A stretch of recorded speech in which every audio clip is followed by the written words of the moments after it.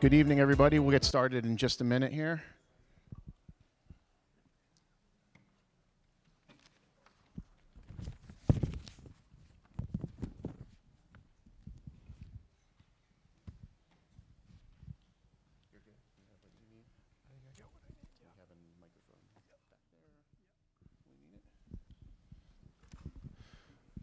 Okay, good evening, everybody. Thanks for coming tonight.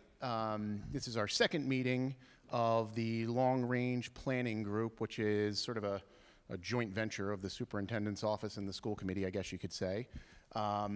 We have up here tonight Stephanie Gilman, our Director of Planning. We have Liam Hurley, our CFO. My name is Chris Bresky. I am the current chair of the School Committee and a member of the Long Range Planning Committee. And we have Tamika Olszewski, another school committee member who is also a member of the Long Range Planning Committee. Dr. Nolin is stuck at Philadelphia International Airport at the moment and is unlikely to make it here in time, I believe. And Emily Prenner is another school committee member on the Long Range Planning Committee who couldn't be here. So since we've already done this, and I recognize some familiar faces from the other night, we're going to go through a very short presentation just to kind of give you the framework of where we are and why we're having these meetings. And I want to allow most of the time to be for questions and answers. We do have for folks who are watching virtually, we will be able to take your questions as well. If you can hit the Q&A button on the Zoom as opposed to putting your questions in the chat, that would be appreciated. So very briefly, what the Long Range Planning Committee does is we work to map out what our facilities and infrastructure needs are over the very long term, think decades, and to, with that, get some sense of how we're going to pay for all that. It is it's one of the longest ranging things we do as a committee, and we are currently here to discuss our next big projects. So Ward and Underwood schools are our two top of the list priorities at the moment. And as we've gone through multiple building projects over the last decade or so, and have 4 that have either just concluded at Lincoln Elliott or still in progress between Countryside, Horace Mann, and who am I forgetting? Franklin, thank you. We now finally have organizational capacity again to start moving forward and planning what is our next project. As that conversation developed, the Long Range Planning Committee decided Ward and Underwood should be those next projects as they are both long overdue. You can skip through this, Liam. So very quickly, the timeline of what's happening here, the Long Range Planning Committee presented our initial recommendation to the school committee a couple weeks ago in an open meeting. We had a community session here last week. We have the one tonight. We have a public hearing next week, I believe. Yes, next week. And then there will be 2 open sessions at school committee meetings where this will be on the agenda for deliberation. At that time in December, the school committee will vote to either adopt our recommendation in whole, in part, or reject our recommendation. So we're here mostly, as I said, to answer your questions, give you the framework of what's happening, and to give you a sense of how the MSBA process works and how this whole thing fits, all the puzzle pieces here fit together, because I think there's some misconceptions about that. So that's very briefly, as I said, the list of the projects we've done recently and are moving forward with. This is just a framed up piece of our Gantt chart of how we're planning out our projects, where Ward and Underwood are the next two in line, followed by Brown Middle School. Yeah, we can just go through, Liam, because to get to, there we go. So this is new. We didn't present this last week. And I want to be very clear about what's happening here and how this all fits into the MSBA process. Where we are right now is this group of people has recommended to the school committee that we should authorize the administration to move forward in planning and preparing a statement of interest for both the Ward School and the Underwood School to be submitted to the Massachusetts School Building Authority, or MSBA.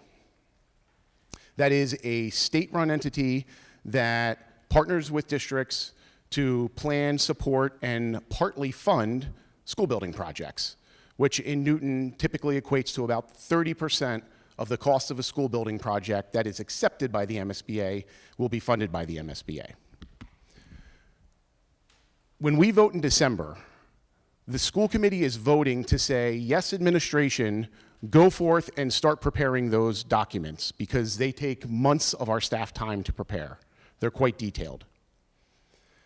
Or the school committee is going to say, no, do not move forward and do not prepare those documents. And then very likely, I think it will be difficult for the next incoming committee to get that done in a time frame when the MSBA submission window is open, which is January to mid-April or so. At that time, if we assume that they take our recommendation and these statements of interest are prepared, the school committee at that point in time, come March or April, the city council at that point in time, and the mayor at that point in time will all have to agree to actually submit those statements of interest to the MSBA. If those votes do not happen and those approvals aren't given, then nothing gets submitted.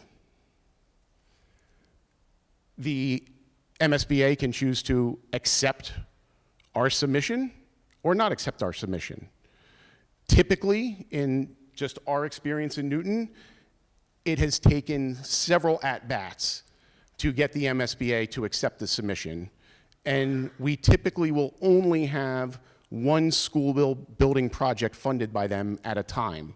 So currently, Countryside is our MSBA project in the works. Out of those 4 projects I mentioned, Countryside is the only one that is getting MSBA funding. If at any point along that timeline, those approvals aren't granted or the submission isn't accepted, then this process will just start over again next year. And there will be, assuming that's what the new school committee chooses to do, they will be in the same place at this point in time next year saying, do we want to authorize our superintendent and staff to move forward with these submissions for the spring of 2027? The alternative is there could be a pivot to saying, well, we can go and try to fund these building projects with other sources, which realistically the only other source is debt exclusion overrides. If you want to flip to the next slide, Liam. So the meat of the MSBA process is this eligibility phase and this feasibility phase. When a project is accepted and you're in the eligibility phase, you will have to form a building committee, which is our sort of standard operating procedure. You will do things like examine the educational profile required of your school community. You will do things like certify enrollment, and as we talked about last time when we were here, there are open questions on sort of all of those points. If you move to the next stage in feasibility, this is where you really start discussing what your options are. And this is where you start discussing things like, or deciding things like, should we be consolidating these buildings or not? If that were the case, where would that happen? How would that happen? What would that look like? What kind of redistricting would need to take place? What would it cost? That complete evaluation of alternatives kind of starts somewhere in that eligibility phase and really happens during that feasibility phase. This is all literally years away. Finally, when you get through the end of the process, a report is submitted to the MSBA. They decide to accept that and fund it or not accept it. We, as a community, have to come up with the rest of the funds to be accepted and get the MSBA funds. So again, that likely requires a debt exclusion override in and of itself to get that other 70% of the money for any building project. So there's sort of two commonalities in this process. Any path we take to getting these kids in new buildings is probably going to require a debt service override. It's the belief of the folks up here that in order to get a debt service override passed, whether it's related to MSBA funding or it's not related to MSBA funding, whether it's one building or two buildings, we are going to have to answer these questions. And I don't foresee us being able to get the community to agree to that level of funding without traveling down that path of highway. So if you want to move to the next slide, Liam. So we talked quickly about enrollment being part of this process. There's a lot of talk about that. There's been a lot of talk about that in the previous task force and things that have happened related to the replacement of Ward and Underwood schools. There are still a lot of open questions. And the answer to these questions and the analysis that has to be done is going to happen during that eligibility phase. That is part of the process. These are the known unknowns, so to speak. And they range from things like how much is enrollment declines or increases cyclical versus secular. What happens with universal pre-K, or do we want to implement pre-K in front of universal pre-K? Things like what kind of folks are moving into homes when a neighborhood's turning over. What does that look like? How old are their kids? Is it analogous to 20 years ago? So these are all part of the open questions we've got to address. We also have to, at some point, the committee has to address this concept of what it is what a neighborhood school is. And we tried real hard to get to an answer. We had, I think, 3 open sessions on this in the spring and fall of 2024, and the committee never came to a sort of definitive conclusion of what that looks like. And we also have, hanging out there, as I said, Brown Middle School as our sort of third building project in priority. A lot of folks have said, well, why don't we move forward with that? Because that's a sort of bigger ticket item, and if you get a percentage of funding, wouldn't that make sense? It does on that basis. The problem is we are so far from being able to define what that really looks like because it's all integrated with the South Campus and there's other variables there. We are just not there yet where we feel we can submit something to the MSBA for Brown. It is entirely possible that could be a pivot a year or two down the road for a school committee to say we would go seek MSBA funding for that project and seek alternative sources of funding for the Ward and Underwood schools. So, very big picture. There's sort of only 4 possibilities that can happen here. We can keep these buildings operating as they are. We can close these buildings and redistrict students somewhere else. We can rebuild both of these buildings, or we can have some form of consolidation of these buildings. And I know this has been a concern of many folks over the years with Ward and Underwood. There's 2 of those things that we have said we absolutely want to take off the table.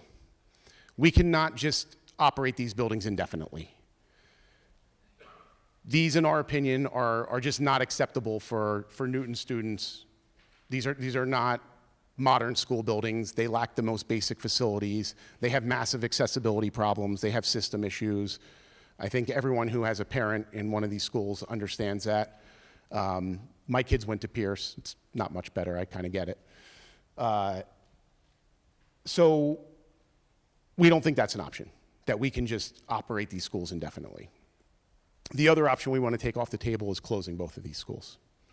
We don't think that's feasible. And while we never came to a concrete definition of what neighborhood schools is, I think when you look at the map of our current, on the left, that is the map of are 15 elementary schools as they exist today. Those circles surrounding them are a 3/4 mile radius. When you look at the map on the right, that's what that map would look like if Ward and Underwood schools didn't exist. It's just a huge chunk of the city that is missing a neighborhood school. And it's our opinion that this sort of violates the first principle. You can't say we care about neighborhood schools, that's what we want, but we're cool if that's only like 65 or 70% of the city. I'm gonna go forward, Lehman. So that likewise, the other two small schools that remain, Pierce and Williams, if you took those away, you would have the same issue. So there is just, it's a know when I see it kind of situation. I understand that, but there is, I think, just no way we think that's a feasible solution for the long term. There's also capacity issues. The numbers literally just don't work. If you said you wanted to close both of these schools and redistrict kids, there is not enough capacity in adjacent districts to do that. And it's really not close. So you would end up in a full redistricting of the entire city. That's not a place we want to be, not the least of which for the logistical and transportation problems it would represent.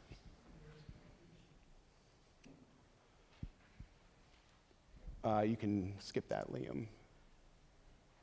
So the rest of this presentation was really the MSBA process. I think we kind of talked about that a bit in what the decision points are going through that, what's involved in those two key phases of the eligibility and the feasibility studies. I don't think we need to go through all this again. And I think really we just like to hear your questions and hopefully be able to answer them. So we have a microphone over here, a microphone over here, and let's hear what's on your mind.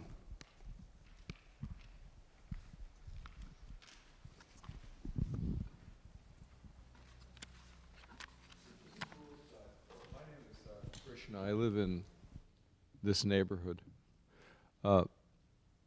If the schools got closed, what would happen to the buildings?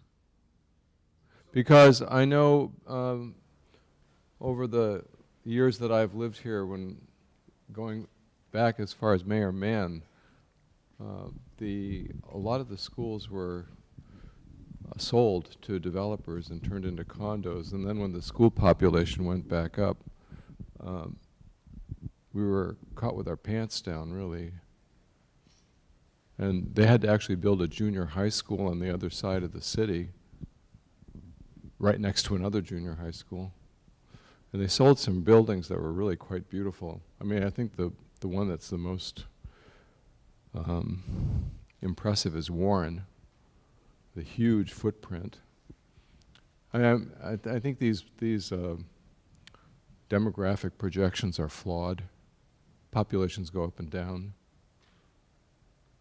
I don't know. I just want to know. I mean, fortunately, they rented this one out to the Boston Ballet School. They mothballed it and rented it, and then when the population went back up, we could open it again. So I don't know. I think it's short-sighted.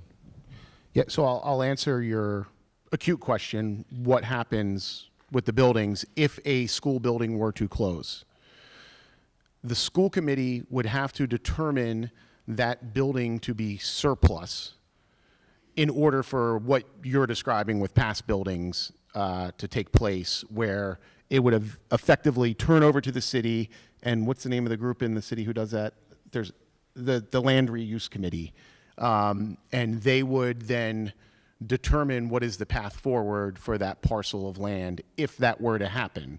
But that requires A, the closing of a school, B, the school committee to determine that a surplus property, which I couldn't tell you at this point in time what a school committee would determine in the future in that case. That would be the decision of the committee at that time. As to what would happen to it, I think no. I'm not the one to answer that question. Well, sir, I think from my perspective, the issue you're raising is such a known, quantifiable one that many folks feel would be a problem if and when population changes do occur, as you quite rightly said. I think the lessons learned from those past situations, Warren House being one of them, I agree with you, that's a very lovely and large parcel. The lesson learned is you can't be too hasty to unload city property because it's hard to replace those parcels. They don't come available very frequently. The Lincoln Elliott project is one rare example of a parcel that became available and that the schools were able to jump on during Mayor Warren. But it's not a decision point that is wholly controlled by the Newton Public Schools, but it is something I think as elected leaders in the city that we have to be very mindful of, and there's very much agreement that you can't be too hasty to unload properties. Yeah, and just to address the second part of your question, the enrollment ups and downs and whatever. So that was the last time there was a task force set with figuring out what are we going to do, how do we get these kids into new school buildings. There was a lot of questions on enrollment on that point. So we did bring in a demographer who is well respected to put forth projections. I think there is another level of detail we can go in terms of figuring part of that out. But one of the big messages was, and this was not unique to Ward, but Ward was one of the biggest examples of it, was just the cyclicality of kind of how these neighborhoods turn over and how that works. And that was a big part of the enrollment and decline at Ward over that last 5-10 year period. Obviously, there was a huge chunk of that was driven by the pandemic. And the expectation was you would see a rebound as those homes turned over. The metric the demographer used, it wasn't, if it wasn't exactly this, it was close. It was something like single women over the age of 65 is the greatest predictor of a home turning over. And Ward was one of the highest concentration districts with the highest expected turnover over the next decade or so. So I think there is a baseline thought as to how that looks. Housing stock is, relatively static in a lot of these neighborhoods. And we have to do that next level of analysis, I think, to really feel like we have a sense of confidence in what those numbers could look like over the long term. But yeah, these are decades long decisions. These buildings are going to outlast every one of us. Nope, sorry. That's okay. So I'm Daniel Scales. Both my kids went to Underwood, and I was on the 2020 Underwood Board task force. So first, I'd just like to start and thank you all for the work that you've done and the transparency that you're trying to communicate this information. I'm noting the change compared to the work in 2020, and I appreciate it. So I've got a couple comments and a question. So first comment is, and you were touching on it, and this doesn't necessarily apply to this group, but there's definitely a segment of our elected officials who are framing this as an issue of declining enrollment in these two elementary schools. They're small schools, yes. They're 100-year-old buildings, yes. But certainly in the case of Underwood, any claim that enrollment is declining is just factually incorrect, and it misleads the public. And the messaging really matters because, like you said, if we're going to have to convince voters to do a debt override, how you frame this discussion is crucially important. And this is not an issue of, oh, these schools are dying, let's shut them down. It's like, no, the school needs to find the funding to put the kids into schools that they deserve. Underwood's had a surprisingly stable enrollment over its 151-year history. It did decline from 2015 to 2022, but that's really because of three reasons. So one, it's cyclical. There's the baby boomer cycle. We are in that. My daughter found out in college admission process was at the right before the cliff, and so she was in one of the largest classes ever.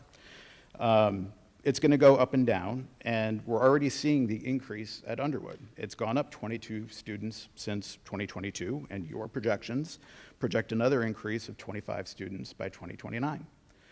COVID obviously impacted enrollment. The thing that doesn't get talked about enough is, like I said, when my daughter was Underwood, we begged the district to shrink the enrollment at Underwood due to overcrowding, which you did in 2018. And the footprint of the Underwood district was decreased. So thank you for that, but now don't tell me that there's an enrollment problem when we were just dealing with overcrowding. I'll let my neighbors from the Ward District speak in more detail to enrollment at the Ward School, but I have learned from a number of conversations that the condition of the building itself and the city's unwillingness to address that has impacted enrollment at that school. Chris, you're pointing to the additional work that the consultants are doing on the enrollment projections. I mean, I still say, let's look at the last 150 years of hard actual data. I looked back at the recent enrollment projections. I mean, after 2 years, frankly, they're just not very useful.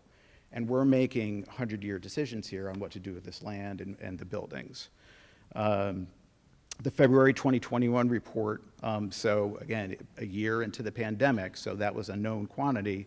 That projection had Underwood's enrollment declined to 216 students this year. Now that we're here, it's 263. That's a pretty big miss, it seems. So I would say, let's look at the actual data. We can do all sorts of analysis, like you were saying, of who's going to buy these houses, but it's kind of a known quantity, and we have that history. All right, I think it's my last comment, and then I'll get to my question. So on Thursday night, Chris, I forget what exactly the topic was, but you said you weren't going to accept blame for the mistakes of the city in the past when you weren't even living in the city at that time. And that is completely fair, and I completely agree with you. But we do need to learn from those mistakes, and there were a lot of mistakes in Newton's history when it comes to managing its schools. One example already came up is in the 1980s, we closed 3 middle schools. We had to reopen Bigelow just 7 years later. I mean, that seems like within a time frame that shouldn't have had that miss. And then we ended up with a middle school across the street from another middle school. I could not have been efficient. That could not have been cheap. I don't imagine it continues to be cheap, and it's certainly less than ideal. Someone last week also asked, talking about another mistake, that well, are there any data points in Newton about the impact of closing a school on that committee? And I would say, yeah, there definitely is. Our neighbors in Newton Lower Falls still comment on the impact of the closure of the Emerson School, the impact on that community. That school closed in 1978, and people are still talking about it. When they had the public hearings on the construction at Riverside, they opened the comments with, well, when you closed the Emerson School, it had this impact on the community, and our kids have to travel by bus, they can't walk to the school. And that's been closed for 40 years, and that's literally top of mind. So I think that's a pretty good data point.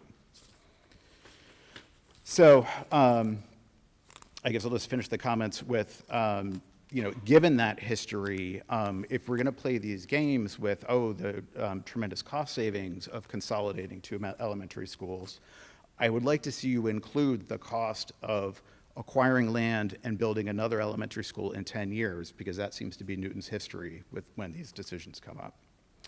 All right, so my question is, I'd like to focus down on kind of why we're here tonight in October of 2025.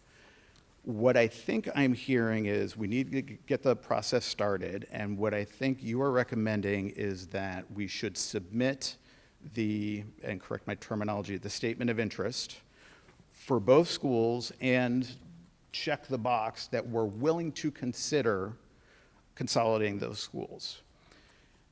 Now, I don't think many people in this room think that is a good idea. But what I think I heard you saying the other night is by doing that, we will actually get the information that shows what a bad idea consolidating the two schools is. Is that a fair characterization? Yeah, so Like, why advocate for checking that box when nobody wants that? yeah, so Thank you. yeah, absolutely. So my presumption going in is that if I asked 100 people in the Ward and Underwood communities, how do you feel about potential consolidation of your schools, 100 people are going to tell me to buzz off. And so, you know, we didn't do any polling data with that. I don't think it was necessary. In terms of, you know, I think part of what you're saying is kind of goes back to a little bit of what was discussed on Thursday night, which was there does seem to be this a little bit of contradiction, and I get that, of we're having this big community meeting, and yet we're saying, like, look, this is almost kind of no big deal. We're just submitting this thing. The next school committee is going to vote on it. So why are we having a big community meeting? The reason we're having a big community meeting and public hearings and all this and emails going out to all of you is because we know this is a very sensitive topic. And we know there has been failed processes in the past. And we want to be as absolutely transparent as we can be as to what we are doing, how we're doing it, what the options are, how we're going to get there. And so one thing I want to state in your comments, something I haven't heard any of the six of us, if all six of us were here tonight, any of us really say is the phrase enrollment problem. That really hasn't been part of the discussion, I would say, with the exception of, I think there are folks who do not love having the one grade sections when that pops up, and that's popped up infrequently. So I don't consider that sort of a driving force here, but it's, you know, it's when you talk about sort of the concept of an enrollment problem per se, that's really been the only sort of idea that's bubbled up with that. The other thing I think that this gets to is this sort of like, well, why are we here? Why Ward? Why Underwood? And if not for the fact that these are our two biggest building projects, and if not for the fact that they are two of our smaller school communities, and if not for the fact they weren't located right next to each other, we probably wouldn't be having this discussion. But given all three of those variables are true, it sort of takes us to this is something we have to have in the big scheme of consideration here. We think it's a question that needs to be answered. And so, I mean, that's it. That's where we are in this process. And I don't think I answered your question because I forget what it was. I'll tackle that part. So the root of your question. Yeah, yes.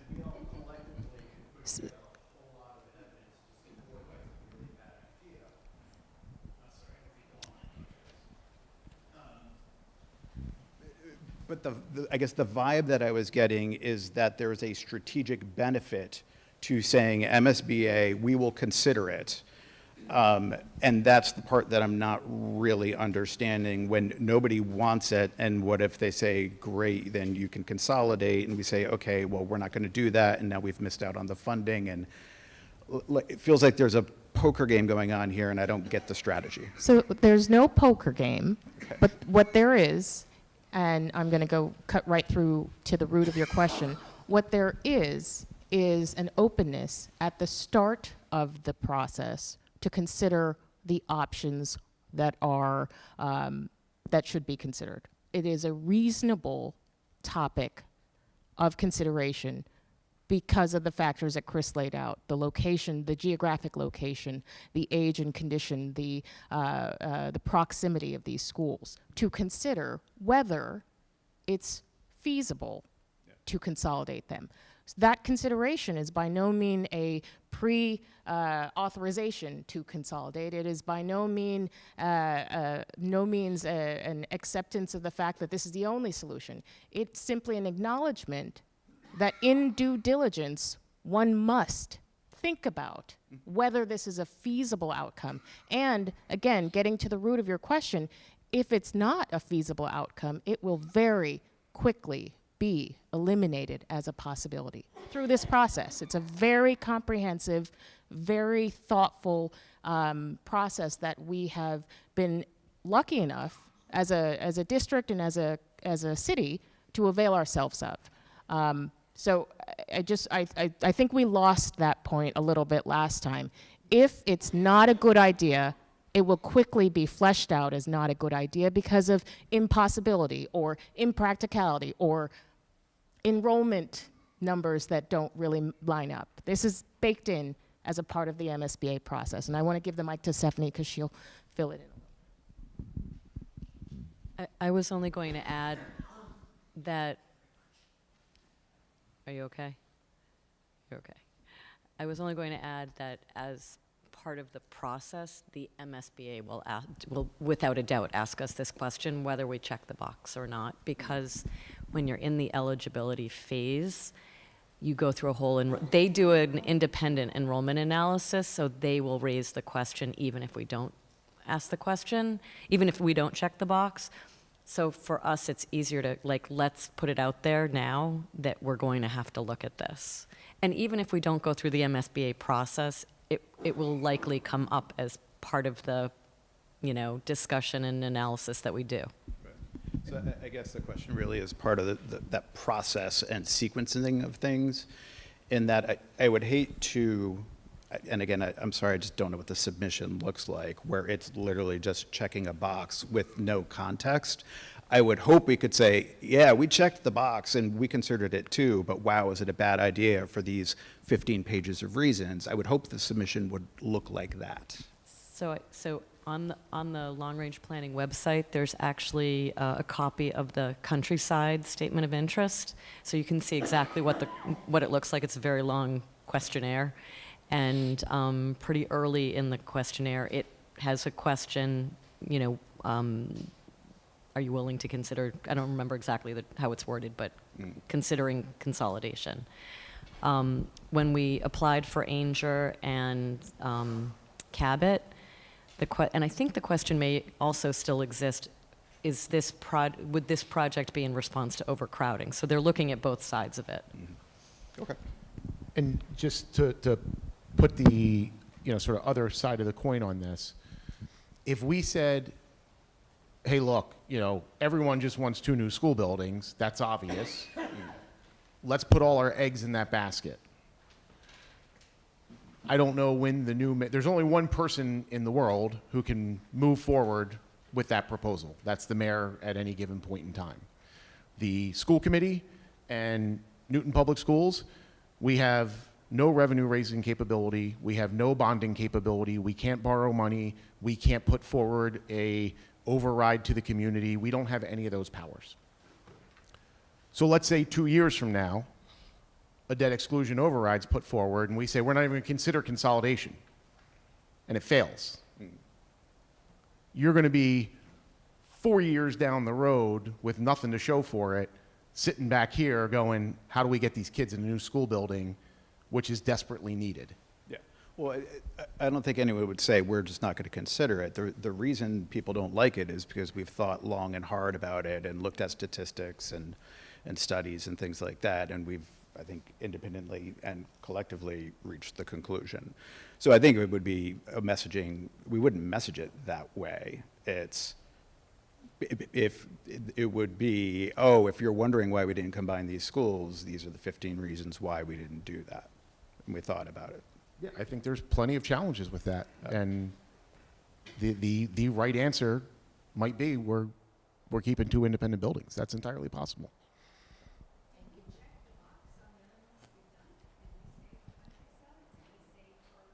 So the check the box thing has only been there since. It was on the countryside.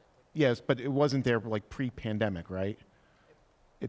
sometime in the last, like, yeah, Ainger and Cabot, it was not an option. The form literally did not have the box. For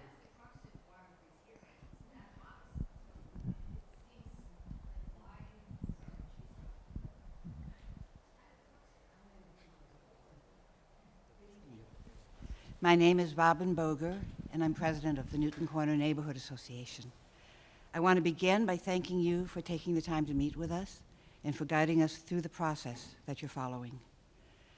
There was much discussion at the last meeting regarding checking the box, regarding potential school consolidation, as well as disclaimers about why this would be beneficial to getting the process started, without suggesting commitment to a particular strategy. I can understand why you might feel a bit weary of having to repeat yourself and explain your approach multiple times. But with all due respect, and particularly now since I haven't heard what I'm going to be talking to, may I suggest we are also weary of having to explain our reluctance to accept any suggestion of school consolidation, as we have done many times. So let me try again. This is taken from our website, and if you don't know it, please Google www.newtoncornerneighborhood.com for a lot of interesting history and contacts and statements about living in Newton Corner. What I'm going to read to you is under the History tab. 1960s to 80s. Newton Corner Village Center and the entire residential neighborhoods along Honeywell Hill and Mount Ida were destroyed by the construction of the Massachusetts Turnpike in the 1960s. This trench dug through the middle of the village along the right-of-way for the Boston and Albany Railroad paved over 2/3 of the commercially zoned real estate and cut the village in two. The cost in terms of lost homes and businesses was enormous. The building of the Interchange 127 Rotary, known locally as the Circle of Death, which permits up to 100,000 vehicles per day to pass through the village, and the replacement of the Nunantum block by the Connors Building, now 1 Newton Place, in 1982, completed the devastation. What had once been a thriving village center, a destination to go to, is now an intersection to go through. You have heard from many people that the Underwood School is the heart of Newton Corner. Underwood is a traditional neighborhood school where neighbors are classmates and the school is a community institution. We've lived in Newton Corner for 50 years. Having had 3 children attend the school and now meeting my 2 grandchildren at the school every day before school starts, I can attest to the importance of the school in forming lifelong community ties. In walking to school, children not only exercise their own agency, but witness their friends walking with their parents in a ritual that emphasizes the importance of community and social connection. We recognize that there are important financial issues related to school funding and location. However, we in Newton Corner feel we've done enough to contribute to the city's well-being.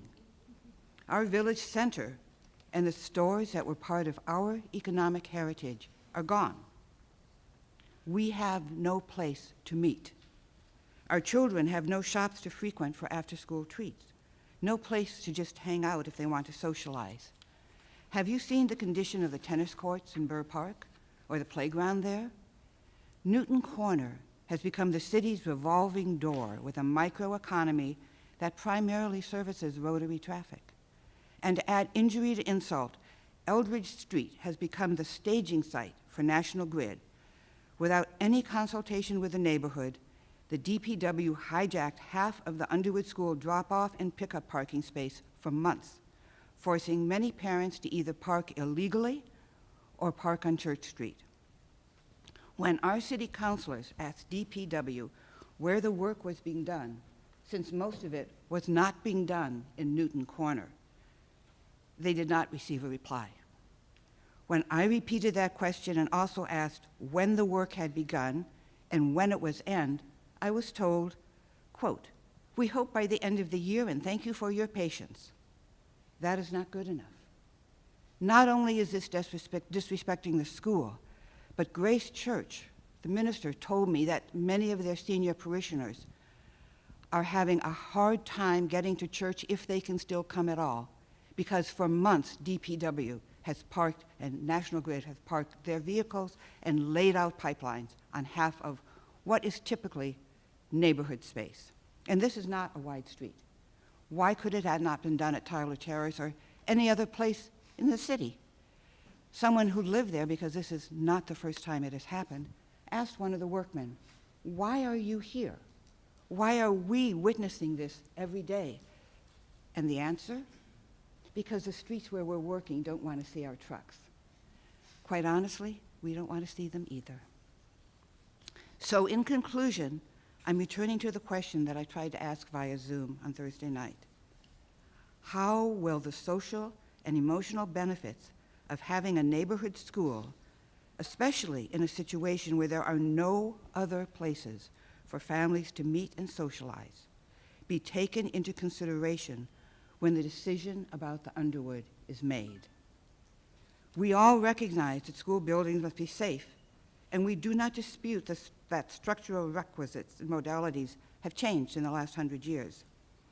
That said, however, we also realize, as research I'll be posting on our website will support, that teachers are the most significant school-based factor in student achievement, with their impact, according to research, being 2 to 3 times greater than facilities or leadership. Once the basic needs have been met, judging a school by its building is like judging a book by its cover. It doesn't matter what that looks like. What matters is what happens inside the building, the teachers, the curriculum, and for this elementary school in particular, the community. Newton Corner as a village is already on life support. We ask you not to pull the plug. Thank you.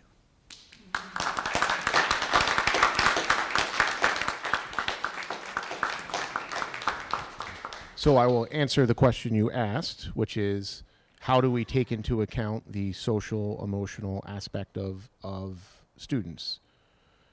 We are having this discussion in the interest of students and no other reason. That's why we're here. And you are right about the concept of a school community and its importance. And whether you talked about Countryside as their basement was flooding, or you talk about Pierce where, you know, my kids ate in, like, I don't even know what it was, a broom closet, former basement area with leaking pipes. Like, we all love our school communities. But at some point, those buildings do hit a wall and they become inappropriate. And we are hitting that wall with these buildings. And we need to do what's in the best interest of these kids and get them in modern buildings. I don't object to the modern building, sir. I object to the school leaving Newton Corner. And I'm asking how this dependency of the community on the school for social integration, emotional stability, and identity is going to be handled in a context that typically does not have to consider it. This is a case for school-society interaction. We do not exist as one integrated village any longer. We are split in two, and the north side goes to a different school. And I have not yet heard anyone speak in adequately appreciative terms of the impact the school has on community life. And we're already fragmented. You take your life in your hands if you try to cross the Rotary to go to Max and Leo's Pizza at night. We spent hours with the DOT trying to come up with a plan that would ease traffic. They completely ignored everything, gave us 5 days notice that they're making a change, and things are worse, especially on Church Street. As someone who lives on Church Street, I was appalled when at a meeting someone said, "You don't have to bother with the Rotary, just take the shortcut down Church Street." You want to say, no, time out. We are not a parking lot or a drive-through. We are a community that has lost its ability to connect. And I've not heard anyone talk about how this is going to factor in to the final decision. Tamika? So thank you for your very fine question. I do remember hearing it the other night, and I think it was a short response, but the superintendent did address it. and my memory is poor, so apologies. I believe her response acknowledged the very acute connectivity between our schools and the community use of those spaces. We love and welcome the fact that our school buildings are places where our community is very much a part of the culture of what makes those schools thriving places for our school, our city, but also for the brochure of schools that we have. They are vibrant community gathering places where you can have meetings. They are multicultural nights. They are PTO gatherings and fairs and festivals. And I think, and sporting events, you know, let's not forget the sporting events. I think the heart of your question is that is embedded in how we think about the Newton Public Schools, all 23 of those buildings. And that would not be subject to change, even if these particular schools are renovated, rebuilt, or the thing we're thinking about, potentially consolidated someday. That would still be an inherent part of the character. It would shift. I grant your point, and I hear your point. The characteristic would change, but it would still be there as a very much embedded social community welcoming space that is inherent to the characteristic of the schools. I know it's a non-answer, but it's an acknowledgement that the point you're raising is one that we have to think about and consider, and also you know, realize that that's a use of the schools. Please consider it in the total context, that Newton Corner has no restaurants, Yes. has no place to meet, has no bookstore, has nothing else that brings people together, which is unique in Newton. We gave up our village center. It was taken from us. We'd like it back, but it will never happen. But we want our school in the village where children can walk. I'm sorry to have cut you off. I think you said it all. It's a very fine point. Thank you very much.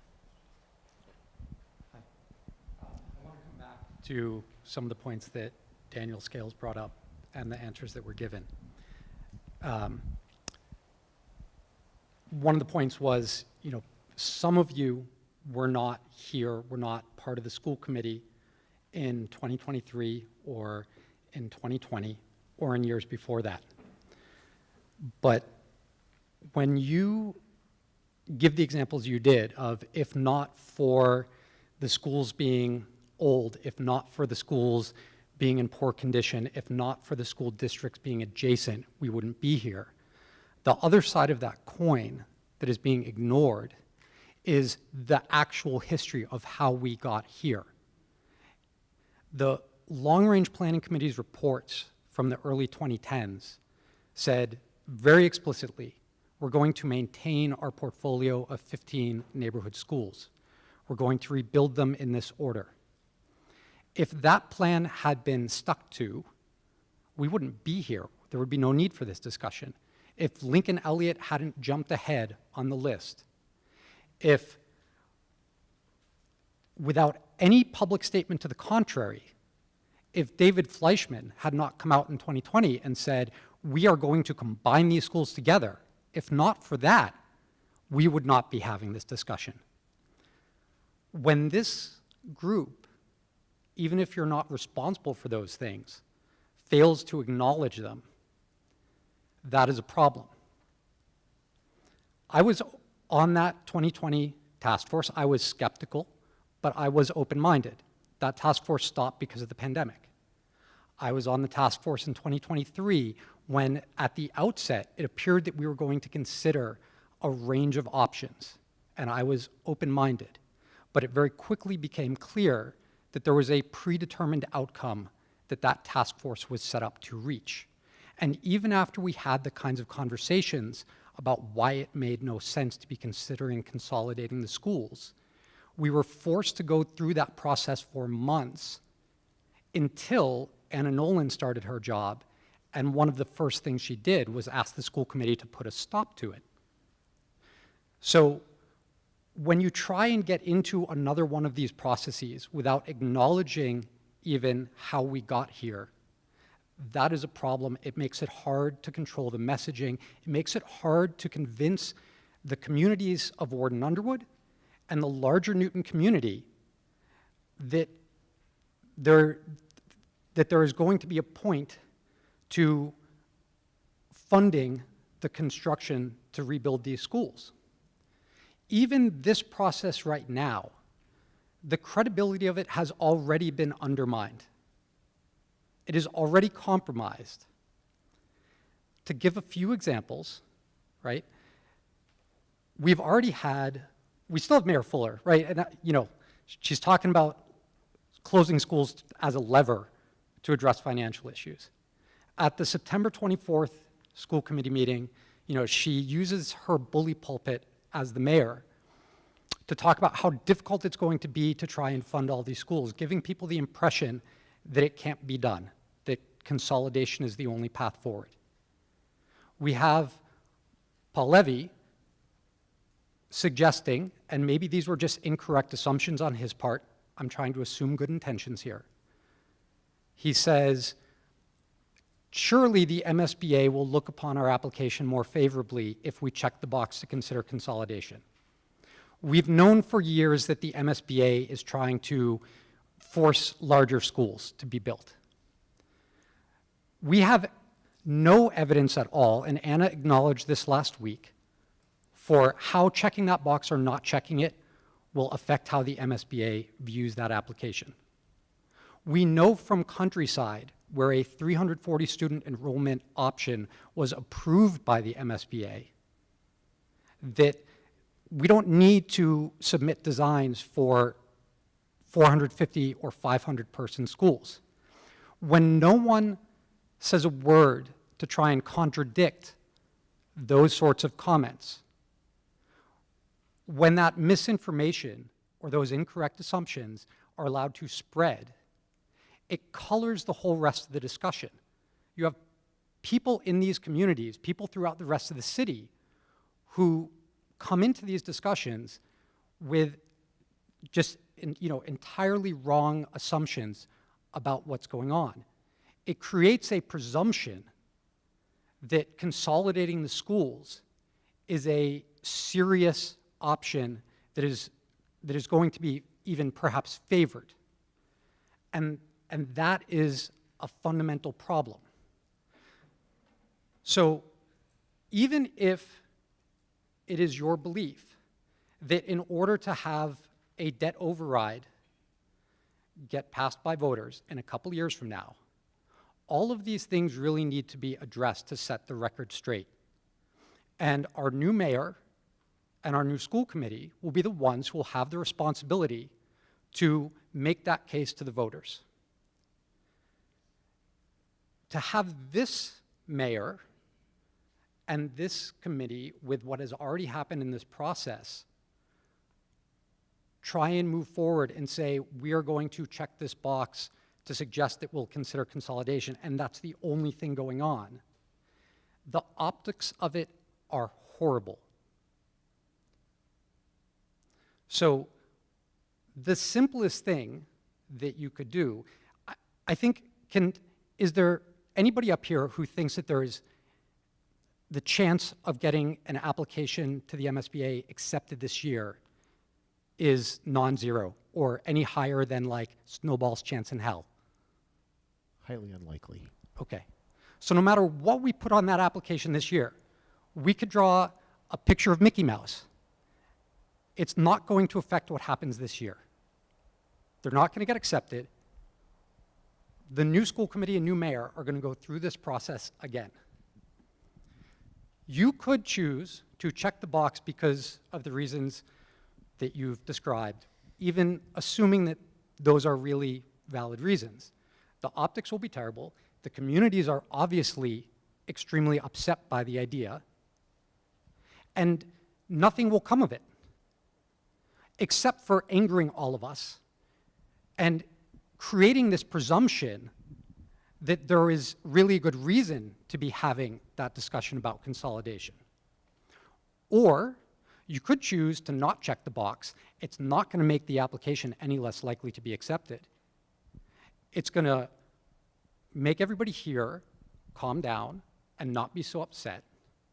And then, hypothetically, if our new mayor feels like that discussion were to need to happen to convince voters, at least new mayor and new school committee would be able to have an opportunity to try and start this process anew, addressing the failures of the past ones, acknowledging them, acknowledging how we got here, laying out the facts so that the record is straight, and creating this process so that nobody feels like there's a presumption that closing or consolidating schools is a preferred option. Thank you. So let me address a couple of the points you brought up, Bob. I mean, I think I've used the term failed process tonight. I acknowledge we wouldn't be here if Ward had been rebuilt 10 years ago or whenever it was supposed to be rebuilt, predating me. Yeah, that is absolutely all correct. You're not going to hear an argument on the other side of that. In terms of Mayor Fuller's comments, either in her newsletter or at a public meeting, or Paul Levy's comments at a public meeting, my discussions with them on this matter have been limited to public meetings. So you have heard everything I've discussed with them. That's sort of how it's supposed to work. They have had no input whatsoever to the process of the group of the six of us who came forward with this recommendation to the full school committee. In terms of it being a favored option, I would say realistically it's probably a disfavored option for all the reasons you're discussing and for all the reasons that I believe our neighborhood elementary schools are part of what makes Newton and what's part of makes our public schools what they are and is what part of the draw.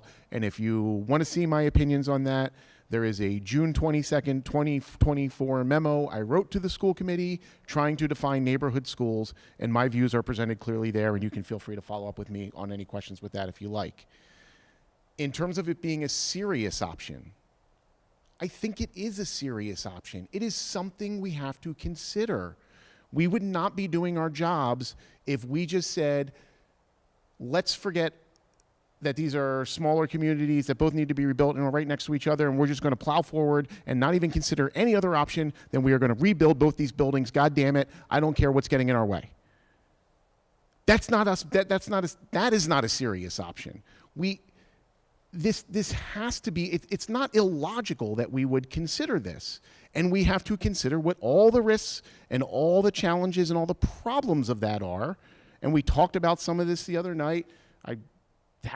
Jim brought some of these questions forward, and I agreed, and I said, this is my biggest concern in even thinking about the possibility of closing a neighborhood school and what that means for the fabric of community concept that exists in our neighborhood school buildings, what it might mean for future enrollment. I think if you closed, some of these school buildings, you would see a massive drop in enrollments if it's a matter of, hey, I'm going to walk my kid to kindergarten versus I'm going to put them on a bus and send them to the other side of town. Massive issues. So yeah, that's all got to be considered. It goes to the question that was brought up here. It's all got to be considered. And so I just, we talk about a transparent process. If I did what you said and said, hey, look, I think realistically we have to tackle this issue of, do we consolidate these things or not? Is that the best path forward or not? And you want me to say, let's just fill out these SOIs, let's pretend like that's not a serious consideration, I wouldn't consider that transparent. I would consider that me BSing you.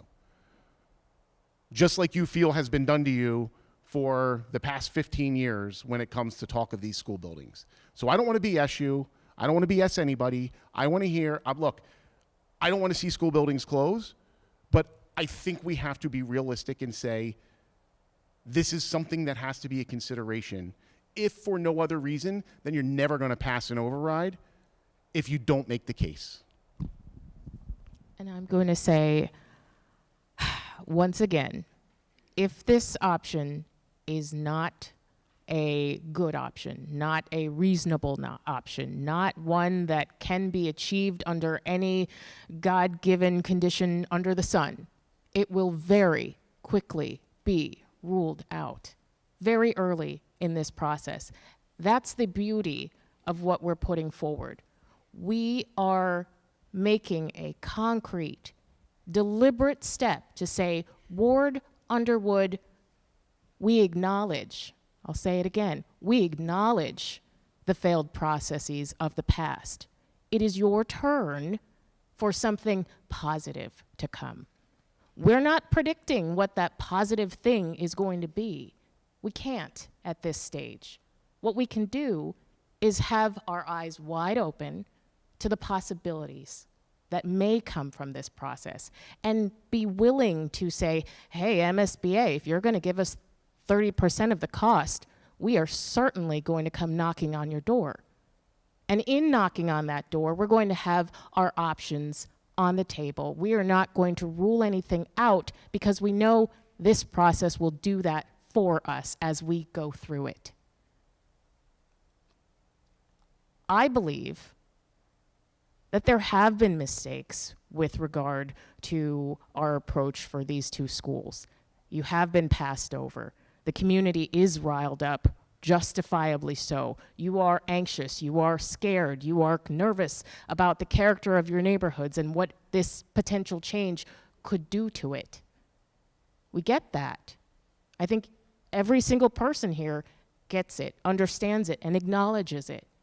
But nonetheless, we, all of us, have to do our due diligence to make sure that the options we are putting forward to you folks in these neighborhoods and all of the other residents of Newton, that those options are thoughtful, are measured, are reasonable, and are balanced by the economic needs and desires of our schools, of our city, and of our residents and our students. I mean, I can't be any clearer. We acknowledge that there have been mistakes, but nonetheless, we are going forward in the best way possible that we know. And we are not precluding anything at this stage. And we're having an open mind, and the reason we're here having 2 nights, these really lengthy meetings, is because we want to hear from you. We want to hear the stories of the Newton Corner experiences, and we want to hear about your thoughts about closing schools and preserving them if they are closed and what that would do. That's a part of this. We're not running from it. We're facing it head on. So just want to hit that one Just got hard. a few online questions, so why don't you, I'll take those after you folks, okay? Hi, Gabi Bogan-Farber. I'm a parent of 2 children at Underwood. Thank you all for being here. Just one clarification, Chris, you've said a couple times tonight that Ward and Underwood are right next to each other. They're not. They're in totally different neighborhoods. I don't know exactly the mileage between them, but they're very much not next to each other, and I think... It's about a mile. Okay. Yeah.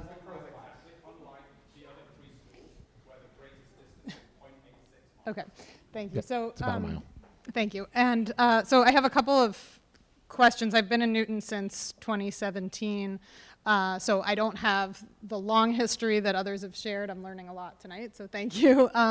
But I was here for the multiple debt exclusion overrides that were on the ballot whenever that was 2-3 years ago, and I don't remember hearing any discussion about consolidation of any of those schools. There were questions on the ballot. Do we rebuild Franklin? They have water in their basement. Yes. Do we rebuild? I don't remember all the others, but a lot.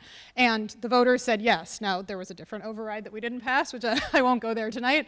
But I truly do not understand why this process is being treated differently than the processes that we have seen for all of these other schools. Lincoln Elliott, massive new school building. There are all these big new schools being built. So why are our schools being combined as part of one discussion? So that's my first question. And my second question is just when thinking about strategy, given the schools that either have recently been built or are in the process and the size of them, are there questions being considered or concerns or thoughts about redistricting that will need to happen or that will be under consideration once those buildings are open, given the sizes, given the demographics. You know, we've talked a lot about mistakes that have been made in the past, and so if everyone's trying to be strategic, it would be helpful, I think, to understand what that strategy looks like, and how that also may impact, you know, the 2018 redistricting that now gets us where we are at Underwood. What about these other schools and potential redistricting that could happen as a result of that? Thank you. So yes, first, you'll have to excuse my colloquial language on saying they're right next to each other. They are tangent districts. I should have been more precise. I wasn't trying to imply that it's, you know, these two buildings are next door to each other. In terms of redistricting, when we redid Ainger, Cabot, and Zervis, there was a meaningful amount of redistricting to represent the size of those schools relative to their communities. And it's part of what we're trying to unravel, actually, in looking at what is the impact of a new building on a school community, because we saw massive spikes in enrollment in those schools, but I think a large part of that is just due to a larger catchment. And so it is something we're actually looking at in terms of those three very acute examples. In terms of, you know, and this has come up quite a bit of, like, this wasn't a discussion with Franklin, this wasn't a discussion with Countryside or two debt exclusion overrides. And, you know, you didn't have the concept of the tangent districts. They were larger school communities. They weren't sort of analogous situations from that perspective. I do think, and I said this Thursday night, what I was hoping to accomplish last year in bringing forward this discussion of neighborhood schools was to put a real blueprint together of what should this look like going forward, what are the considerations, what are the red lines, and the school committee just didn't come to an answer on those questions. I think that would have been enormously helpful. I don't know if the next school committee will even attempt to solve that puzzle or not, but we've got to move forward. We can't assume that's going to happen and just wait forever. I think if you just look at the map, and you could come up with some very logical conclusions of, you know, should other consolidations have happened instead of this one, you know, not that you would say it's this for that, but, you know, you look at, you know, Horace Mann, Lincoln Elliott are, you know, those literally are right next to each other almost. But they're big buildings and big school communities. You know, I'm not sure it would be feasible. You have a lot of population density there. So if we had a better blueprint 5 years ago or 10 years ago, this could have been a different discussion. But again, that didn't happen. We play the cards we're dealt right now. And 2 points, one fleshed out a little bit last week when we had this meeting. Prior to 2020, that wasn't really an embedded part of this MSBA submission process. The box that you could check or not check, as it were, to consider or not consider whether consolidation may be something that you should look at. So that's one. It's relatively new. But I think, to your point, and to some of the points that we've discussed, you kind of have to, going forward, think about it. And I think going forward, we'll kind of have to always consider if checking the box is something that should be done. Does it make sense? And we don't need to arrive at an answer, because, as I said, this is embedded in the process. You'll study whether it's feasible or not and quickly rule that out. But you do have to consider whether it's something that should go forward and attach from the start as a consideration. And I think there are schools that are coming up in years to come that we're going to have to look at and think, I don't know, is this feasible? Is this something we should consider? And giving that over. But the last thing I want to say is, and acknowledging that we will be stepping into many, many hornets' nests of community feels that are justifiable and understandable, but nonetheless, as elected officials, as stewards of these schools, will have an obligation to do so. I'm just going to jump in quickly. This question was posed more than an hour ago, so I apologize. Has the district considered the use of buffer zones to boost enrollment? For example, buffer zone between Ward, Mason, Rice, send them to Ward. And for those that don't know what buffer zones are, so we have a lot of buffer zones around many of our schools, elementary schools. Buffer zones work well, but they take some time. And so this is where we will have the ability that we outline buffer zones, and we work closely with our elementary assistant superintendent, Aisha, to look at where we may have capacity and where we may be feeling tight. The last number of years, we have had capacity at most of our schools, meaning we've got space. We've used buffer zones in the past to slowly try to move students that are either new to the district or have moved in. So it's not something that is a big full-scale change to a district, but has slowly moved into, a kindergarten or first grade or second grade, so we can slowly move it in. So it is something that we consider. So the question is, could we try to beef up ward enrollment over time? If that's something that we're interested in doing, it is something that we could look at. So that's one. I'm just gonna. Yeah, I've got a few here. Apologize. Lisa is texting them to me. You have quickly dismissed keeping both schools open because of condition, without asking the community now how they feel about it. You had almost no parents say yes last time in the committee. It was 95% of the town staff without any of the parents. How can you dismiss both schools open so easily when, at least for Underwood, it is the heart of our community? Yeah, I mean, this is just the school buildings question. I mean, these two buildings are not in great shape, and they present lots of systems issues. And I'm sure everyone who has kids here, has the stories of your sons and daughters wearing their winter jackets and those sorts of things. Underwood has that leak that just never goes away. Its library looks like it was designed by M.C. Escher and Picasso, like having a child. I mean, it is, there's some enormous accessibility problems. These aren't modern day school buildings. And when you look at them in comparison to Ainger and Cabot and Zervis and now Franklin and Lincoln Elliott and all the rest, it's a stark difference. I mean, it really is. It's, when I've been through every single one of our elementary school buildings, and they run the gamut, and some of them are kind of embarrassing that kids from Newton go there. So I honestly, I don't look forward 20 years and say this is a sustainable thing, that kids are still going to be in the Ward building as it is and the Underwood building as it is.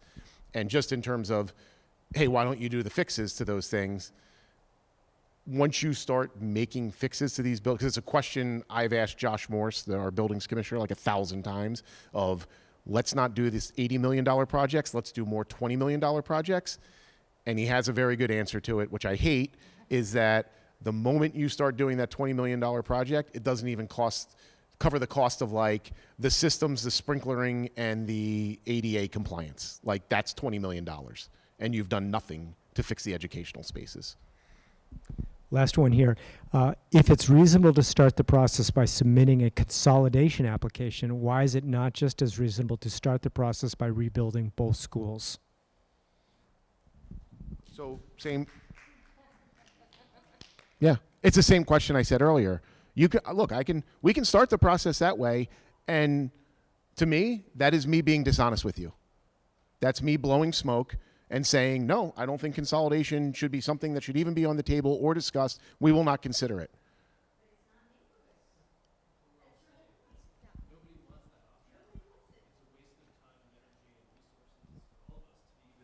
Considering it.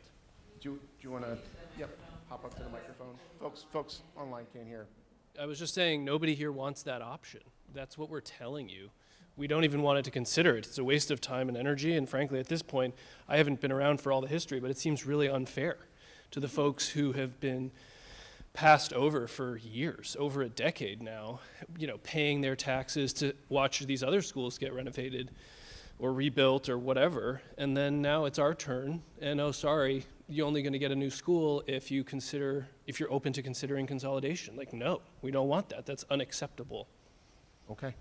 I mean, I hear you. I know I don't expect you would like the concept of a consolidation. Like I said, I assume if I ask 100 people, I'm going to get 100 of the same answers. Doesn't change the fact that I have a responsibility to try and get these kids into new school buildings.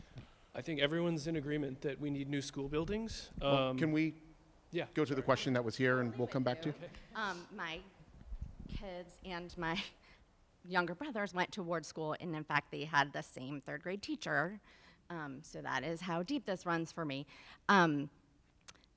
We didn't have meetings like this when the heating system was so loud that you couldn't, you had to go like this while you're trying to learn math. We didn't have meetings about the heat, anything. This is a meeting about closing the school. So when we have sat through the hot days, the cold days, the mice, the whatever, waiting our turn quietly, patiently, being lectured about equity and why our students can't have all the technology that our PTO can buy because we need to have equity among the schools, and then we have a meeting about shutting down the school, it feels not like Newton to me. We don't shut down schools.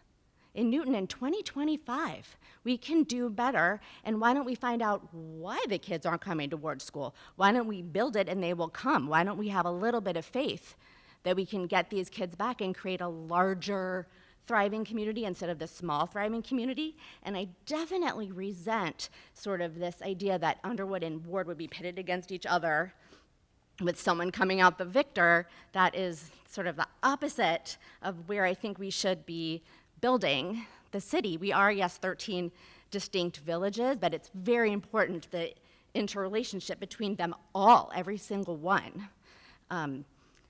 It feels so much like a bait and switch.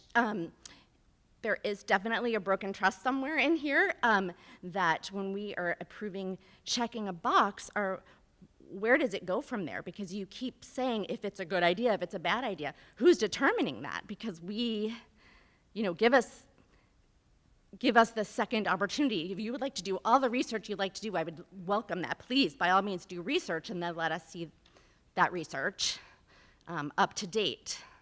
I also think when you say if we had had a better blueprint, I don't think in a dynamic community like this, in the times in which we live, we can have a blueprint. I don't think there is a blueprint. I don't think that the predictions are quite as tight as we're assuming they are, and things do change. That's what I got. So, in addressing your question as to enrollment at Ward and why aren't kids going to Ward, which Ward does have a much higher private school participation rate, like massively higher than the next closest district, we did do some work there. The most, and I don't have the statistics with me, Dr. Nolin did some surveys, and I will say it was not a scientific survey, but the most common response was religious. Just, okay, you can disregard that, that's fine. That is so crucial that under these circumstances that I would be given a piece of data that was not scientific data when you're talking about shutting down a school. I want better data, I want real numbers. The religious thing has always been the case. Anecdotally, I'm not certain that that is the case. And I think if you took out Jewish schools from the Ward community, I think our numbers would be closer to other schools. So I think that that's like a little bit of fudging. Okay, it's Going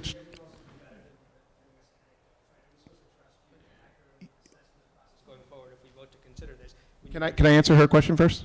Is that okay? Thank you. I don't know that we're going to get to a statistically relevant survey on some of these questions, and so we do the best with the data we can get. I'm telling you where we are in that process. I pointed out there is a lot of open questions on enrollment, And I think there is a lot of work still to be done through the course of this process. And so we plan to do that work.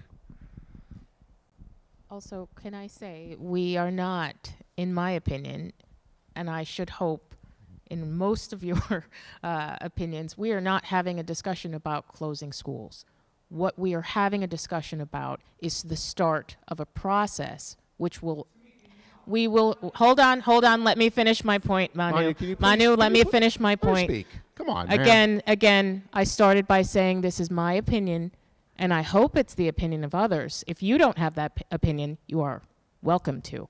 But what I'm saying is, this is the start of a process. We are not here saying we're checking the box to close one or both of these schools. We are starting the process of submitting a statement of interest to see where this goes, to have an idea about what is the best outcome for these two school communities. The MSBA, as I said last week, it is a very venerable process. It is one that we follow whether we are accepted into the MSBA or not. It is a very thoughtful and very data-driven way of evaluating. We're not there now, and we can't have some of the data points that you're talking about specific to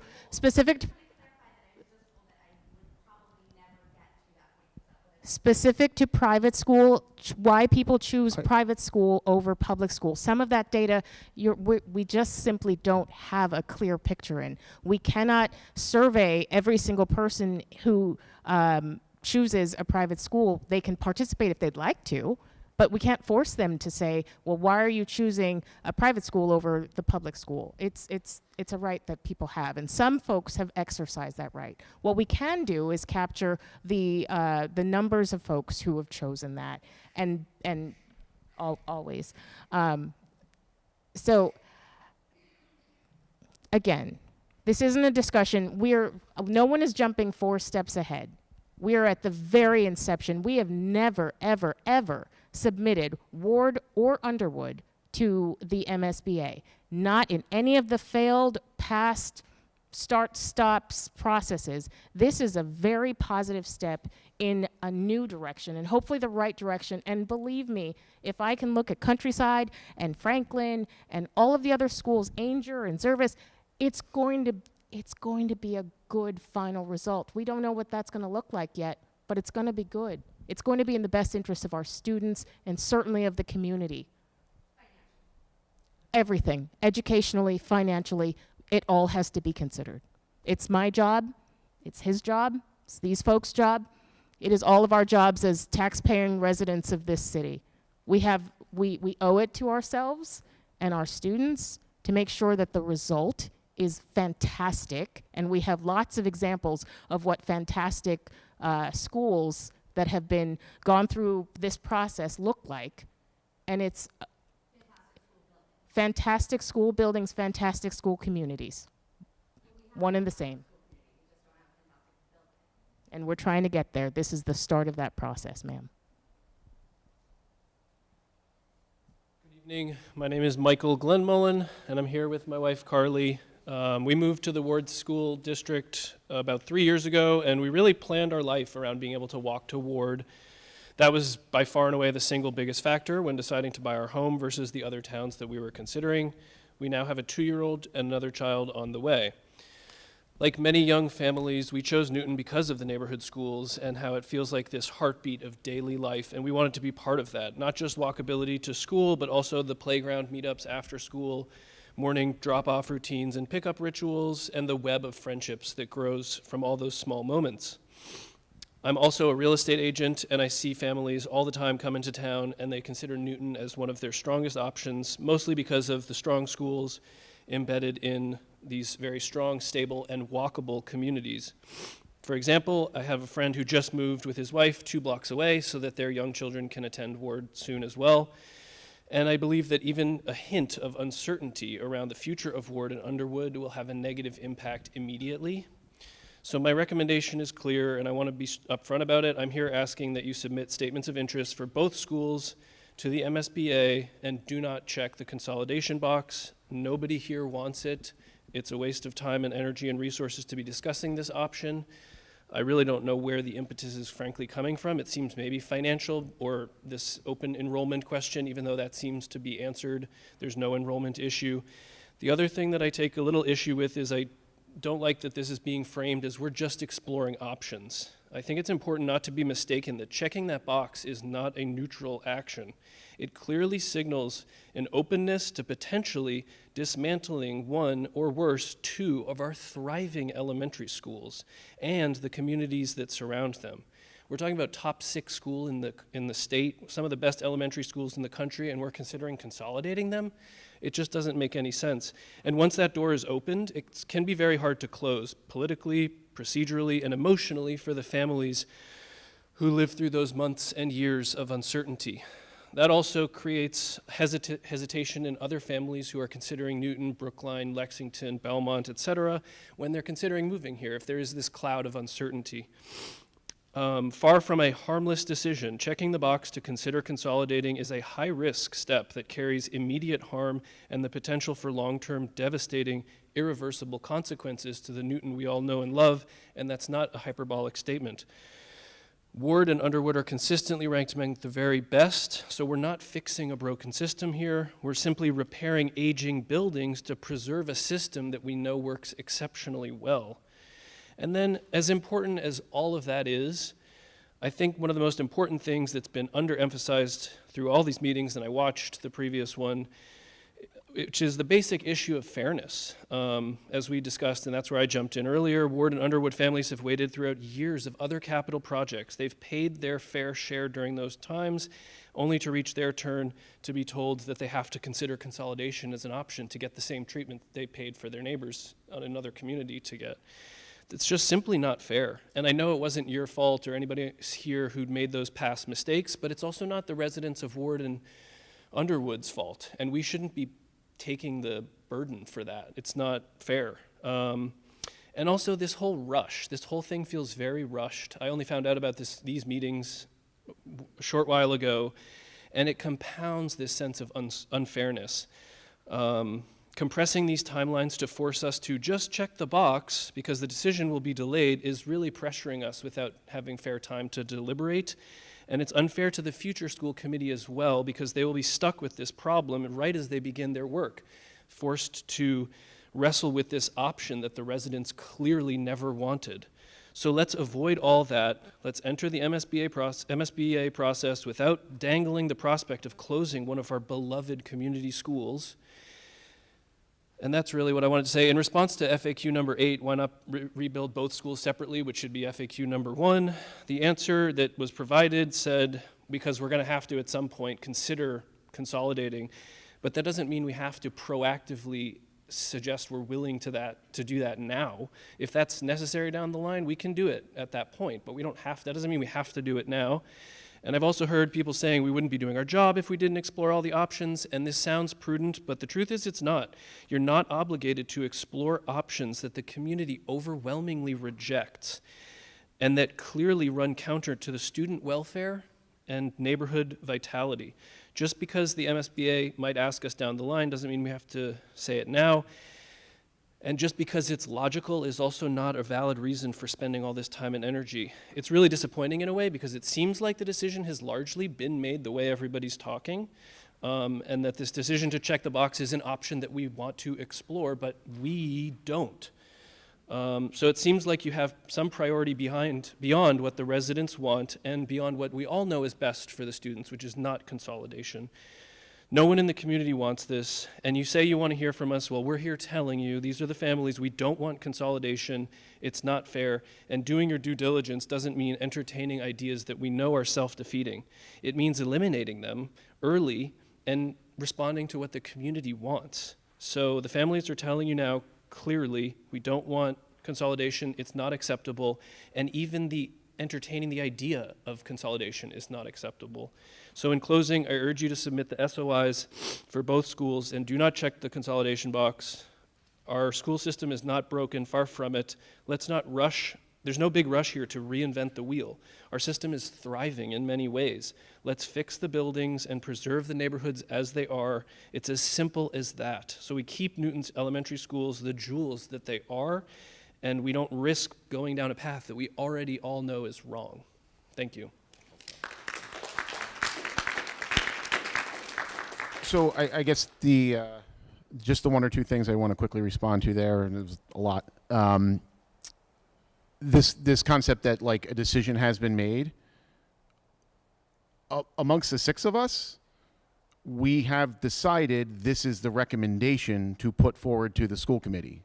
So yes, a decision has been made in some respect by the six people here to recommend to the school committee, this is the mandate we want to give the administration of, we think you should submit 2 SOIs, and we think you should indicate that willingness to be open to the concept of consolidation. So that has been made. But it hasn't been made by the school committee. It's the 6 people up here. Yes, the Long Range Planning Committee. That's who has decided anything. If 5 school committee members say, we don't want to do that in December, it's not going to happen. If we set that plan forward and 5 school committee members in March of 2026 say, we don't want to submit that, it's not going to be submitted. If the city council says we don't want to submit that, it's not going to be submitted. If the mayor says we don't want to submit that, it's not going to be submitted. All those things have to happen for this ever to see the light of day at the MSBA. So I just want to be clear about that. But the broader concept of like there's this nefarious plan of you know, there's you know, some bigger decision that's been made, it's just not true. And you can believe me or not believe me. If you don't believe me, I probably can't convince you. I think I've said that to 100 people over the last 2 weeks. The other point I just want to point out, the people in this room absolutely do not want to see either of these buildings close, and I understand that. And I would feel exactly the same way. To pass a debt service override, which will be necessary, it's going to be a lot more than the people in this room. And 75% of the voters in this city don't have kids in NPS. And a lot of those people very much value our schools. A lot of them also very much value not increasing their taxes. That's a reality. And so we've got to find the best path forward to get these kids in buildings.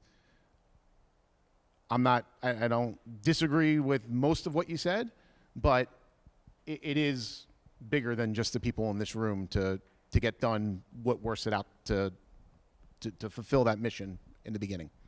And those 70% other folks in Newton that we're going to have to convince, the way we convince them to fund whatever this process divines is to do our due diligence, to make sure that we've looked closely and evaluated the options and ruled out the ones that don't make sense, that aren't feasible.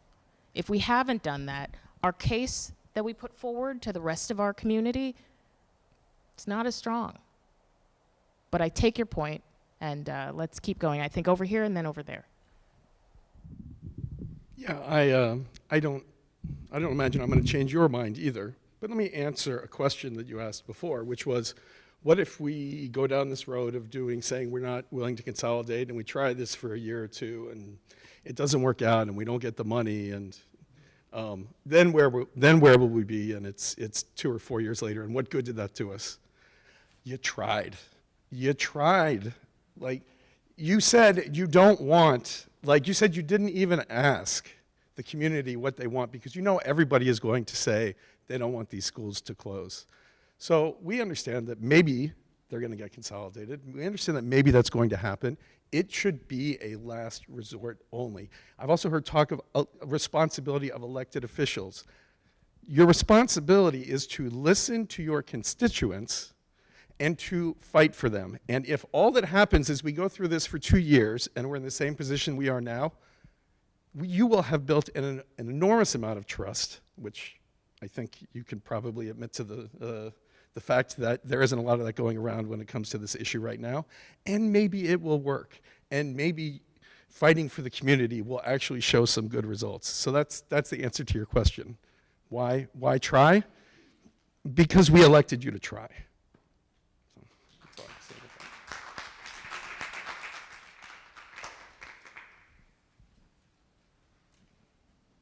Hello, Manu. Hello, everyone. Some of you may know me. My name's Manu Sana.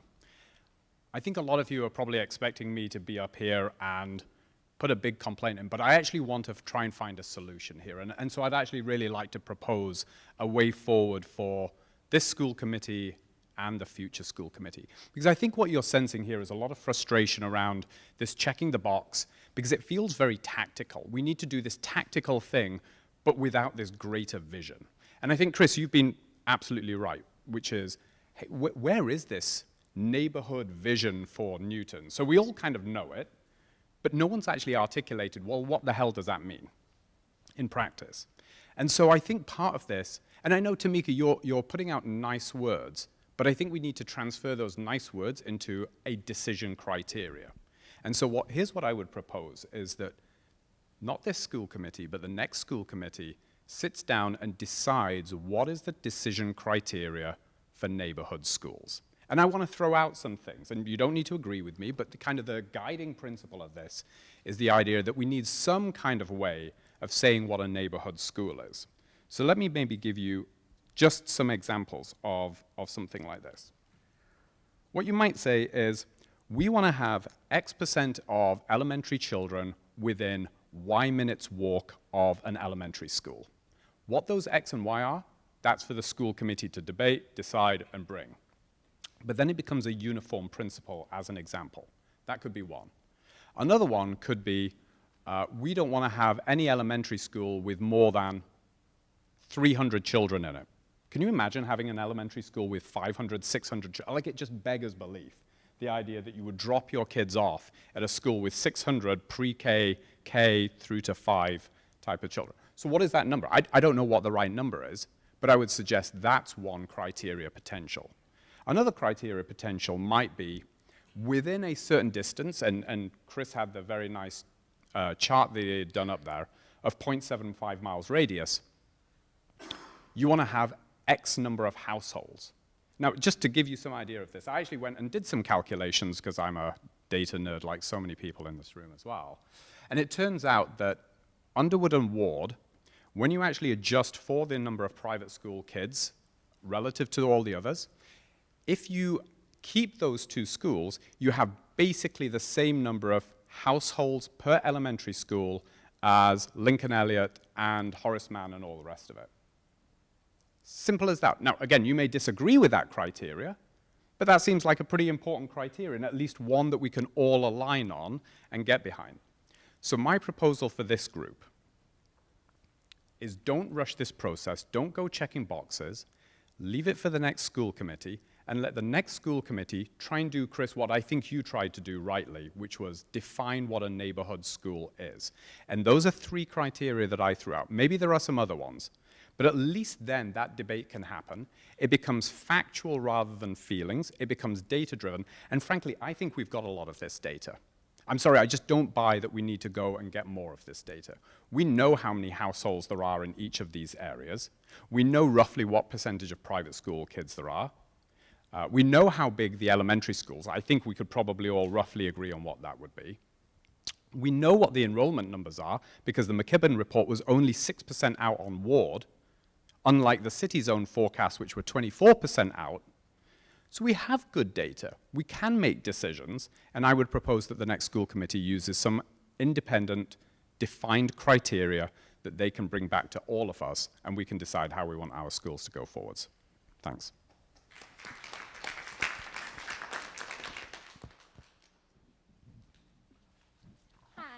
I'm sorry. Hold on one sec. I just want to follow up briefly on one point you raised. I appreciate your comments. I do want to acknowledge this idea that this school committee shouldn't be taking an action that might bind. That's a word that's come up a couple of times tonight. That might bind the hands of the next school committee. And I do want to clarify that that is not what is happening here. The submittal of a statement of interest to the MSBA, whether box checked or not box checked, does not bind the hands of the future school committee. It starts the process, which is something I've said earlier.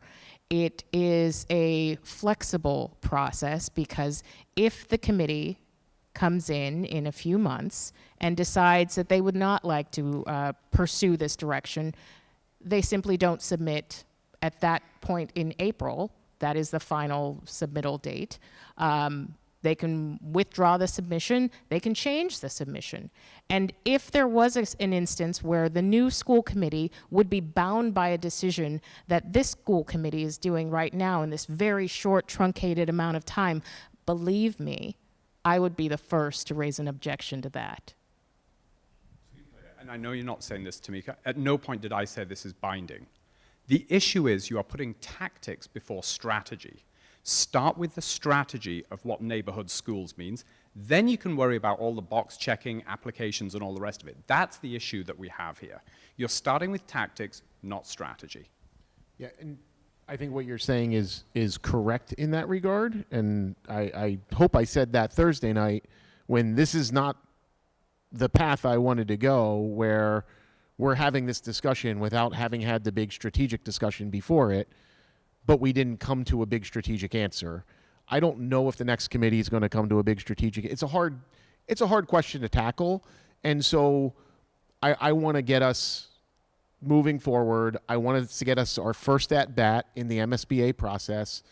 I think all of that is accretive to getting these kids in buildings sooner. 12 weeks from now or something? 66 days. No one is counting, right? So 66 days. Let the new school committee try. 66 days. We've got Christmas between then and Halloween and some other stuff. Like the actual working days you've got is like, I don't know, 12 or something.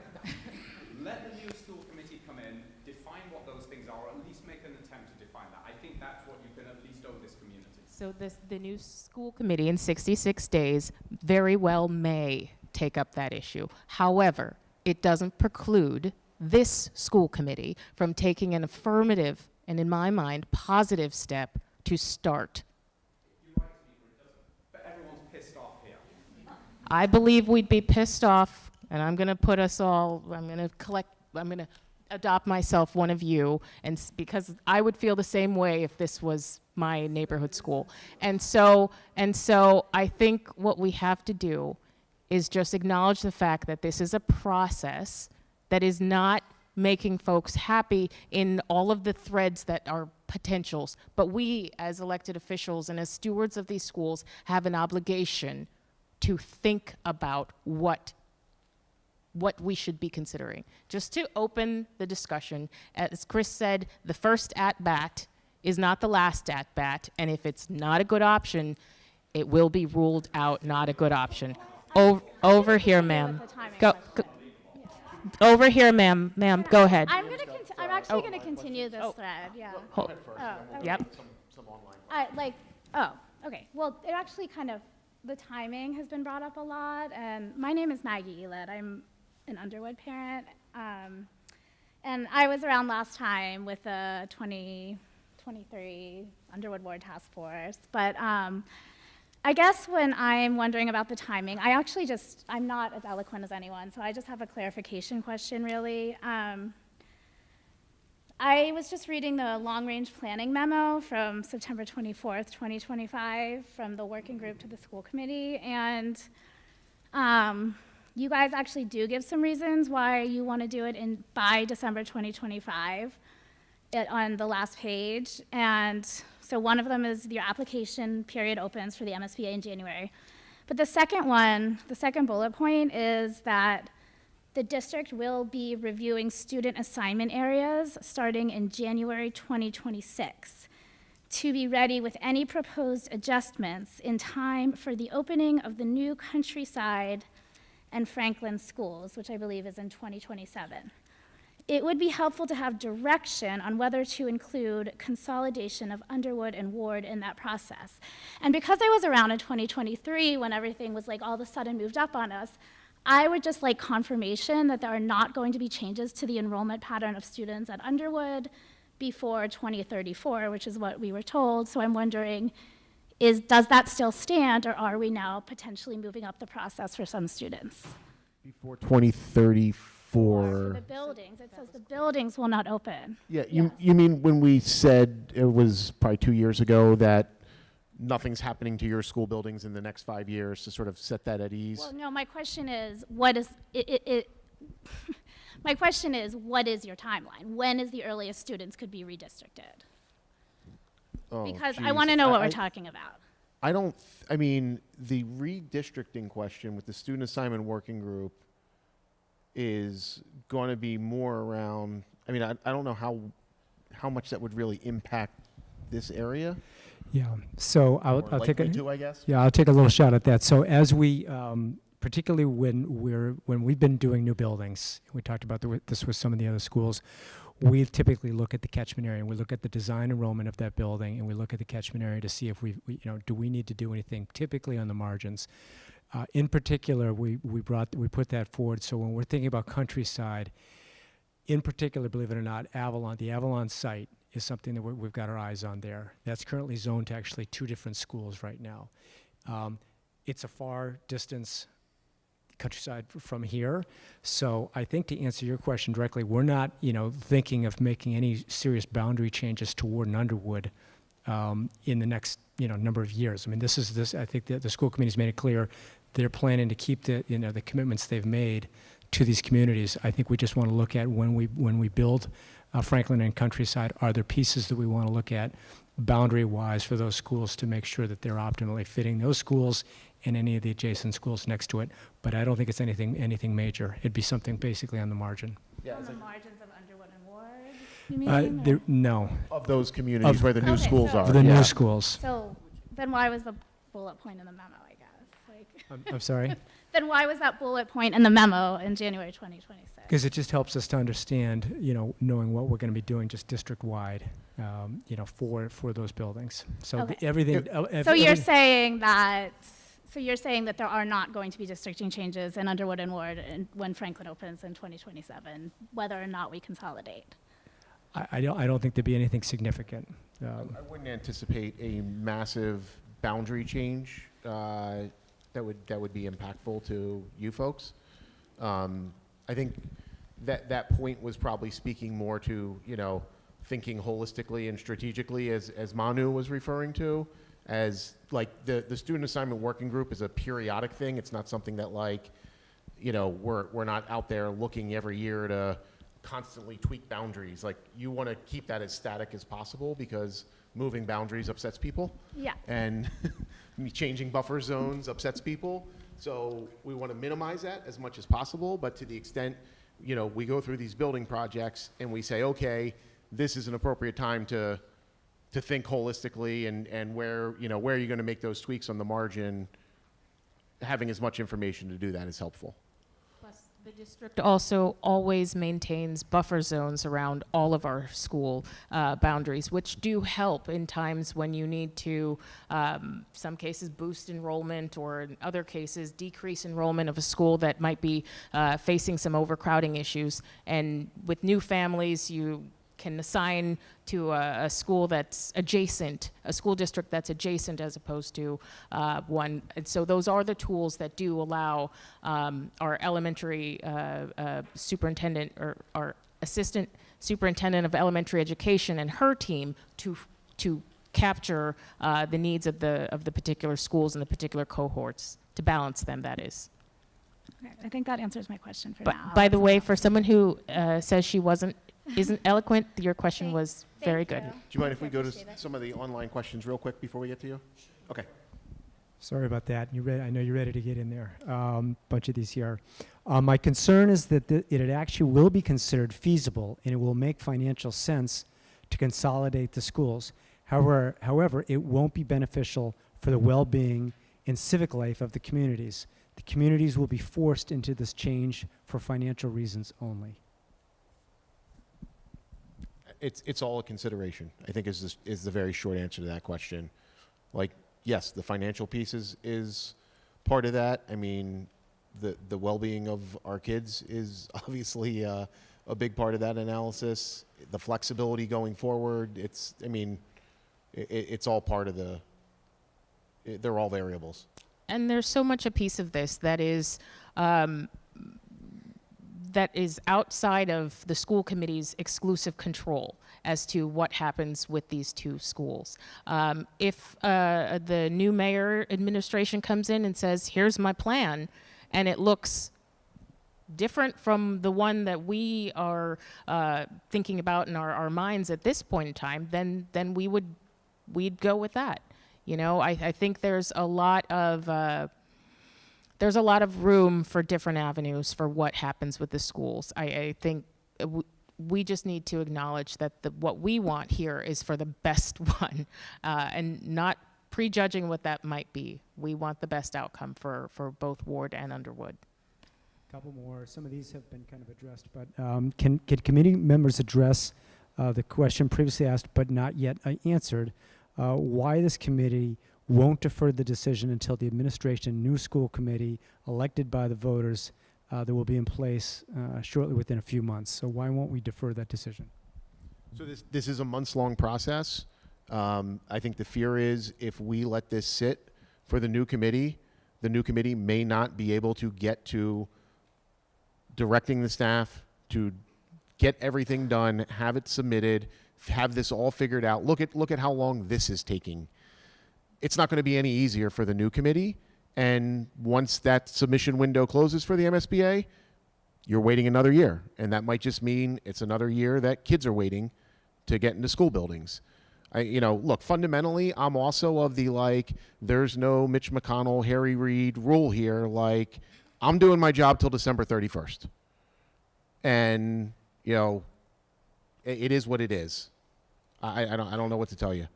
And beyond the new committee, my focus is, and our focus as school committee members has to be in making sure that the task that we are assigning to the staff is one that is attainable and is not going to cause them to run for the hills, because we like these two folks. They are very, very, very good at their jobs. And giving them a thorough, long landscape or horizon to put together what is a very detailed, comprehensive process it's a gift that if we can do as an outgoing school committee, we should do. Last one here. Thank you, Tamika. All building projects have to go through the rigorous MSBA. Wouldn't the MSBA let us know if rebuilding wasn't viable for one or both schools despite not checking the box? Can you repeat that? It's saying, it's hard, a little bit of it's cut off here, but it's saying if all building projects have to go through the rigorous MSBA, wouldn't the MSBA let us know if rebuilding wasn't viable for one or both schools despite not checking the box? So part of the process, if we go through if we are accepted into the MSBA process, we'll be looking at site alternatives and evaluating the sites for how well they would support a new school building. The MSBA isn't telling us which one, it's just the process will guide us through the process. I mean, the MSBA process will make us ask certain questions and do the analysis. I don't know if that answers the question that was asked, though. I don't know if that got it 100%. Yeah, I'm not sure. I think the question was asking, would the MSBA tell you that a building is not viable, even if you hadn't checked the box? Yes. I mean, we will, if we don't check the box, as I said earlier, we will likely still be asked to look at that when a consolidation given an enrollment analysis that they will do. Part of it also asked about the sites, so part of the process would look at each of the sites to see what they can support. Underwood is a smaller site, Ward is a larger site. but we would look at other sites as well as part of the process. That's typically what we do. So has the MSBA at any point affirmatively told the school planning committee that it has to check the box? No. Has it said that it would reject an application if the box is not checked? No. And I believe you just told me that they will ask you the question anyway, even if you don't check the box. So you've clearly heard over here from many members of the community that everyone here is against it. You've heard online that people are against it. And you yourself said that if you polled 100 people, they would all tell you that you're against it, that they're against it. So why have you as elected officials taken it upon yourself to contravene the will of your constituents and check a box that it seems that is unnecessary to check when no one wants that? I'll just give you the same answer I gave you before. I think this is a very reasonable option that has to be considered. I think any path to getting these kids in new buildings is going to have to answer that question. I think it is appropriate for us to ask that question, even if it is not my preferred option. And I think to do otherwise would be me just blowing smoke.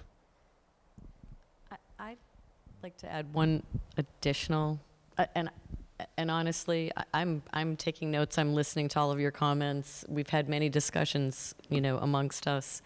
I've heard many good points. One thing that I also come back to is it may be worth considering because we could get students into a new building sooner. If we do, again, this will shake out in the process, but if we do one at a time, even if we do one that's similar to what we did with Ainger Cabin and Service, one is still following the other.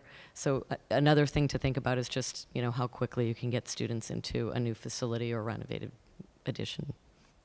So just another counterpoint, another thing to take into consideration that a consolidation could potentially get all students into a new building sooner. Again, I'm not saying that's the right answer. It's something to think about. And again, from my perspective, part of my job as a school committee member, and I've been doing this for 6 years now, is to have tough conversations and is to be open to not pleasing many over the years. There's been a lot of decisions that I've been a part of that haven't been popular, but have I gone through and considered them in a reasonable, objective, strategic, logical way that considers and centers the needs of our students and our staff and our community? Yes. And I think this is just one of those issues that's come up. I'm sensitive to the fact that it is not the preferred option, that it is not the thing that any of you wishes we were considering. However, we should and must consider it, whether now or with the new school committee or next year when the submittal time comes up again. You have to consider, even if it's something that no one wants. If it makes sense, and if it doesn't make sense, if it's not feasible and it cannot work, it's not going to go very far. It's just not. Right, but it seems like you've chosen something as the default option, which it shouldn't necessarily be, because that default option doesn't preclude the other option where if the MSBA says, we would like you to answer this question, the city is more than able to go ahead and try to answer that question. Or this straw man that you've created that for a budget override that this question has to be answered. How do we know that this question has to be answered? We don't know how people will vote when this is put to them without this being considered, or how it's going to be marketed or phrased, or how many people will advocate for one side of the issue or another. And so it seems like you've willfully and blatantly just disregarded what the community wants. And you've said on one hand that one of your very important considerations is what the community wants, but none of us are seeing that here today. I take your point. I hear your point.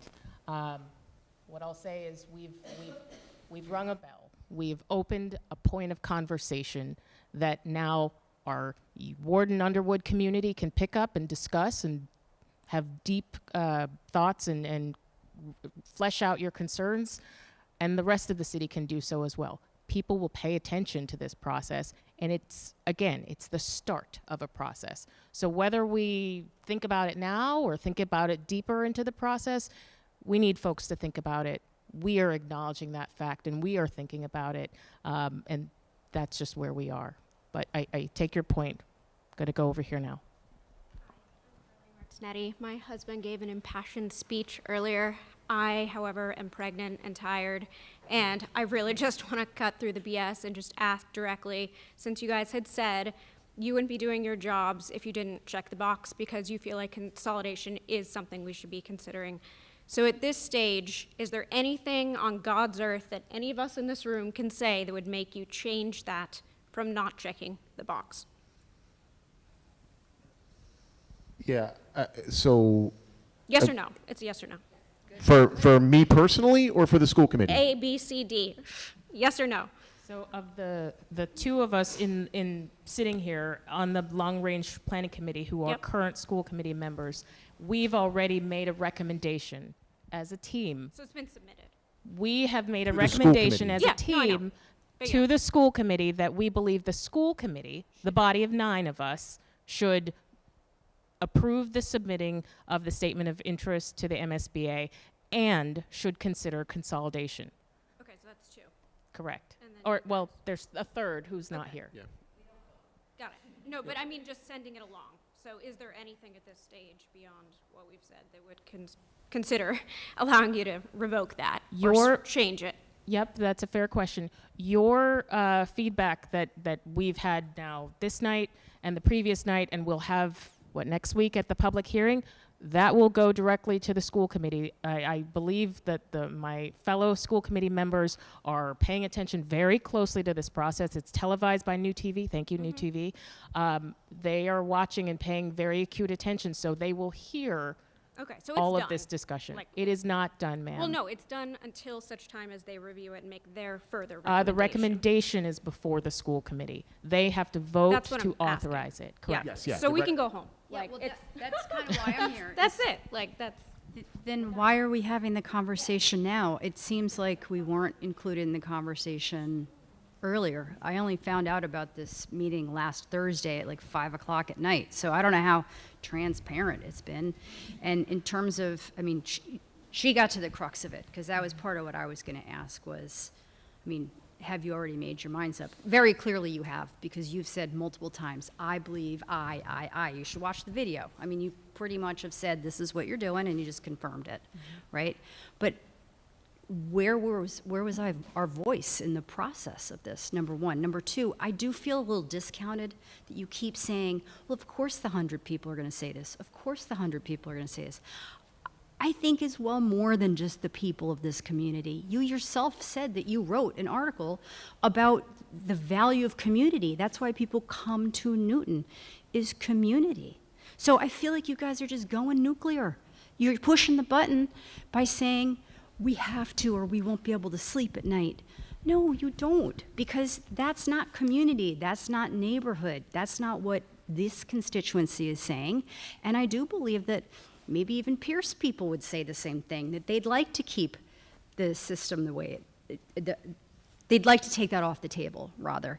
It's really hard to sit here and listen when we already know your decision has been made. I understand, because I know your name is Chris. I don't know who the rest of you are. I apologize. I don't know your name, but I did learn that you were still going to be on the committee after the following election. So then we could wait. You're still on the committee, and you could still try to push your agenda. So no agenda pushing. There's a process like it. opening. Feels I'll like I'll it. shift that a little bit if I could, if I Sure, may. go ahead. If I may. We're not pushing an agenda. We have made a recommendation. And I would say the 3 school committee members who are a member or a part of the long-range planning committee, which is a working group that the superintendent has tapped to assist her in thinking holistically about our district and about the needs of our district over time and how we achieve those needs, that we have put together a recommendation for the rest of the school committee to consider. If the rest of the school committee, if 5 members of that committee say, gee, we don't think this is a good idea, we want to wait for the new school committee, then that's fine. That's what would happen. We wouldn't submit. If 5 members of the school committee say, yes, we want to submit both statements of interest for Ward and Underwood, however, we don't want to check the box, then that's what we would do. irrespective of the recommendation of the long-range planning committee. It's not a pre-baked decision.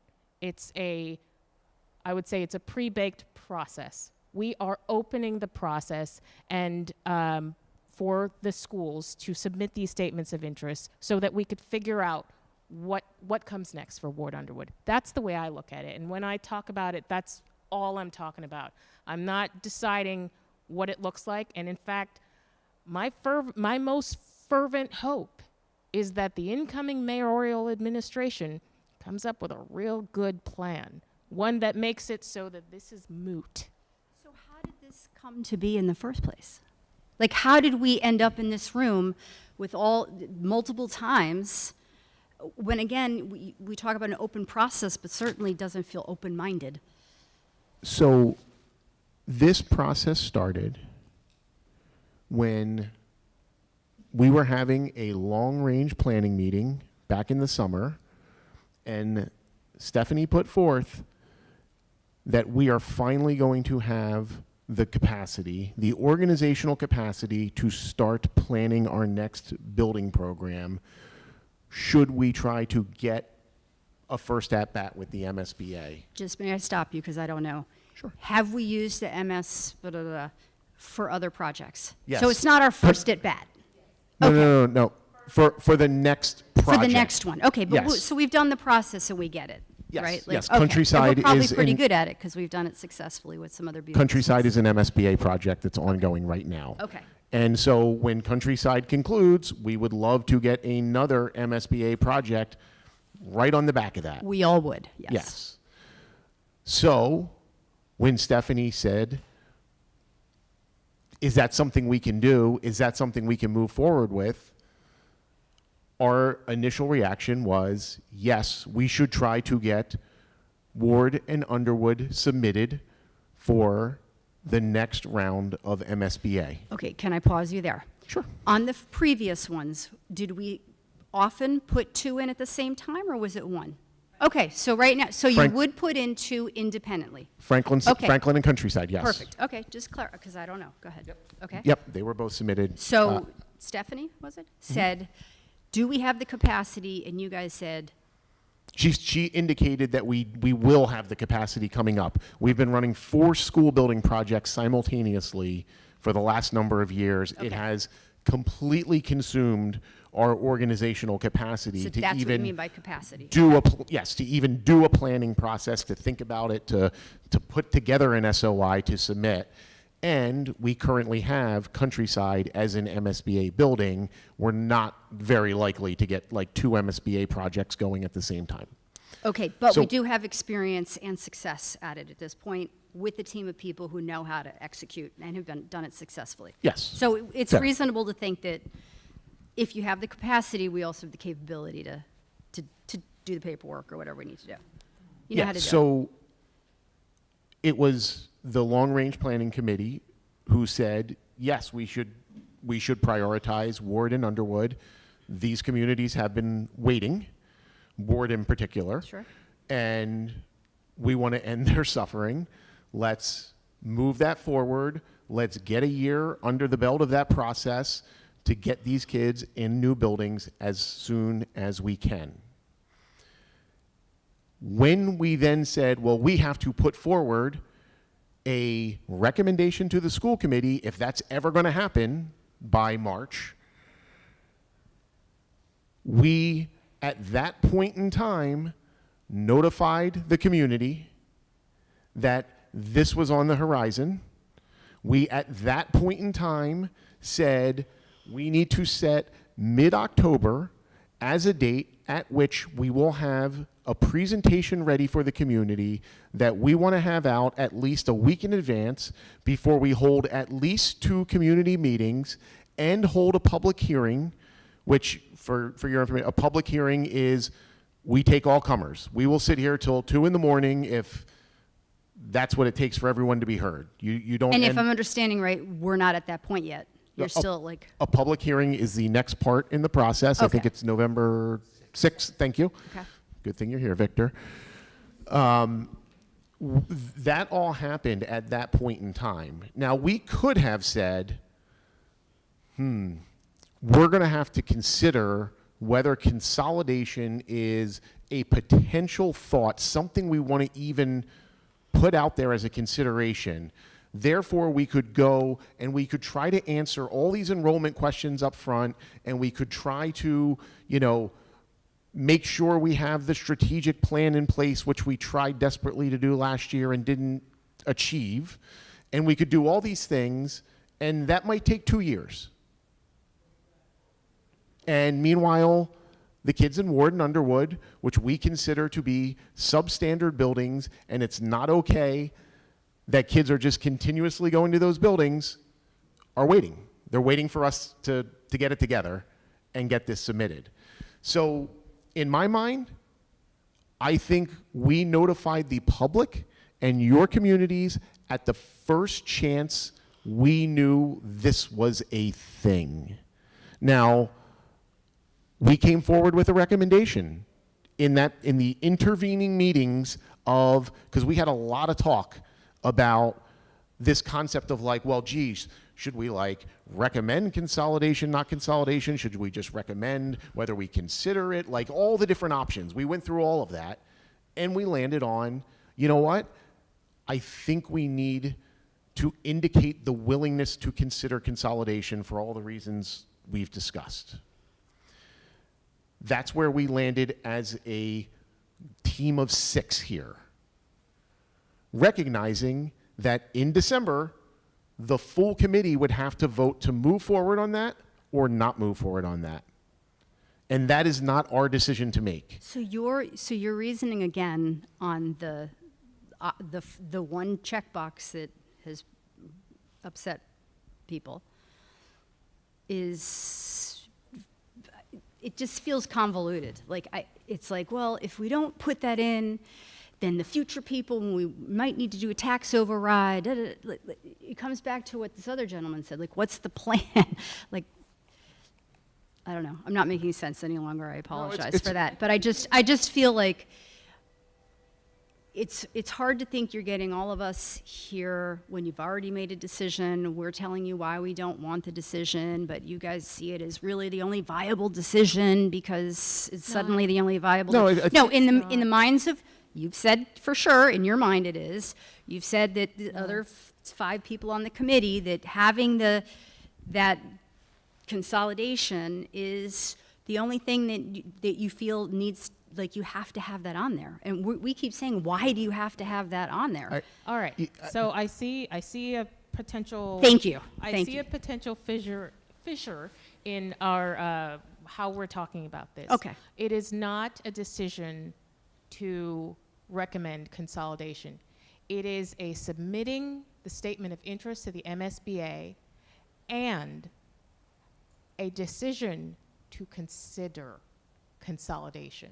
Consider, meaning yay, nay, figure it out through feasibility. If it's not an option that is viable, it won't go any further than considering it.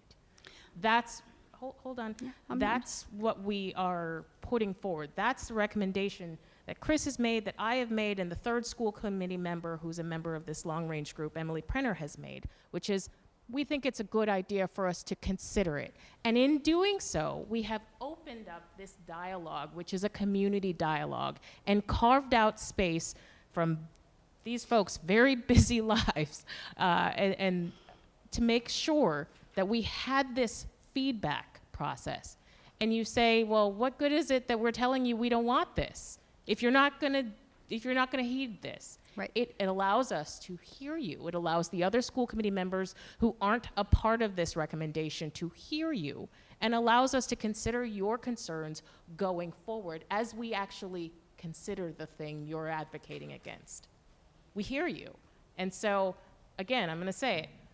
In my mind, in your opinion, in my opinion, personal belief, the incoming mayoral administration has a lot of say to put to bed a lot of these issues for you, for me, for our community. It does feel rushed. I mean, this I whole. want to be clear about the the words you used. Yeah, please. I do not believe it is the only viable option, full stop. Also. Okay? Same. But I don't And I've never know said why that I you think put it's it the out only- there. It's like saying, honey, would you like to buy the BMW or the Toyota? Like, why are you even putting it as an option if it's not an option So- that you would able to consider?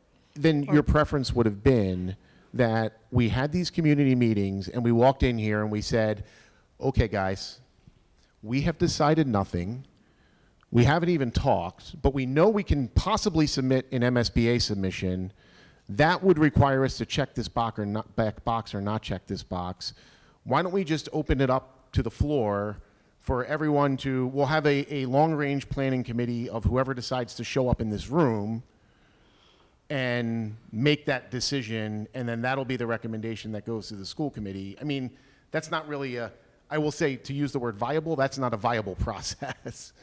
I mean, this is the job of what this committee does. We make recommendations, and then we go out and we be as transparent as we can be to let you know what we were thinking, why we made the recommendation. We'll let you agree or disagree with Sure. that, or try to change our minds, or everything Well, I else think under we've been the sun. trying, but it doesn't feel like there's even been an inch. But I respect what you've said, and I think that you've certainly created dialogue, for sure. I do think that keeping neighborhood schools is a big reason why people come to Newton, and I think that the Newton school system has its own set of challenges, and this would just be a step in the wrong direction. Is my opinion, and I think, again, I appreciate you guys being here, but I do feel a little bit like what some other people have said, where you feel a little bit like, then why are we even here? Because you've already made your recommendation. But your point is we can still make our voices heard. Yeah, but I'm sorry that you haven't seemed to have budged at all on what our concerns are, because I do not think, in my opinion, that we have to check that box. And I think many people in here have said that, because that's like, we can still apply, and then if they say, would you consider? Why wouldn't we do that if that's what the majority of the community, our community here of the 100 that Chris has pointed out, of course you're gonna say that. I think it's bigger than that, but I don't know why you have to push that button when it's not a button that we really want. And I think you also maybe would prefer to keep it.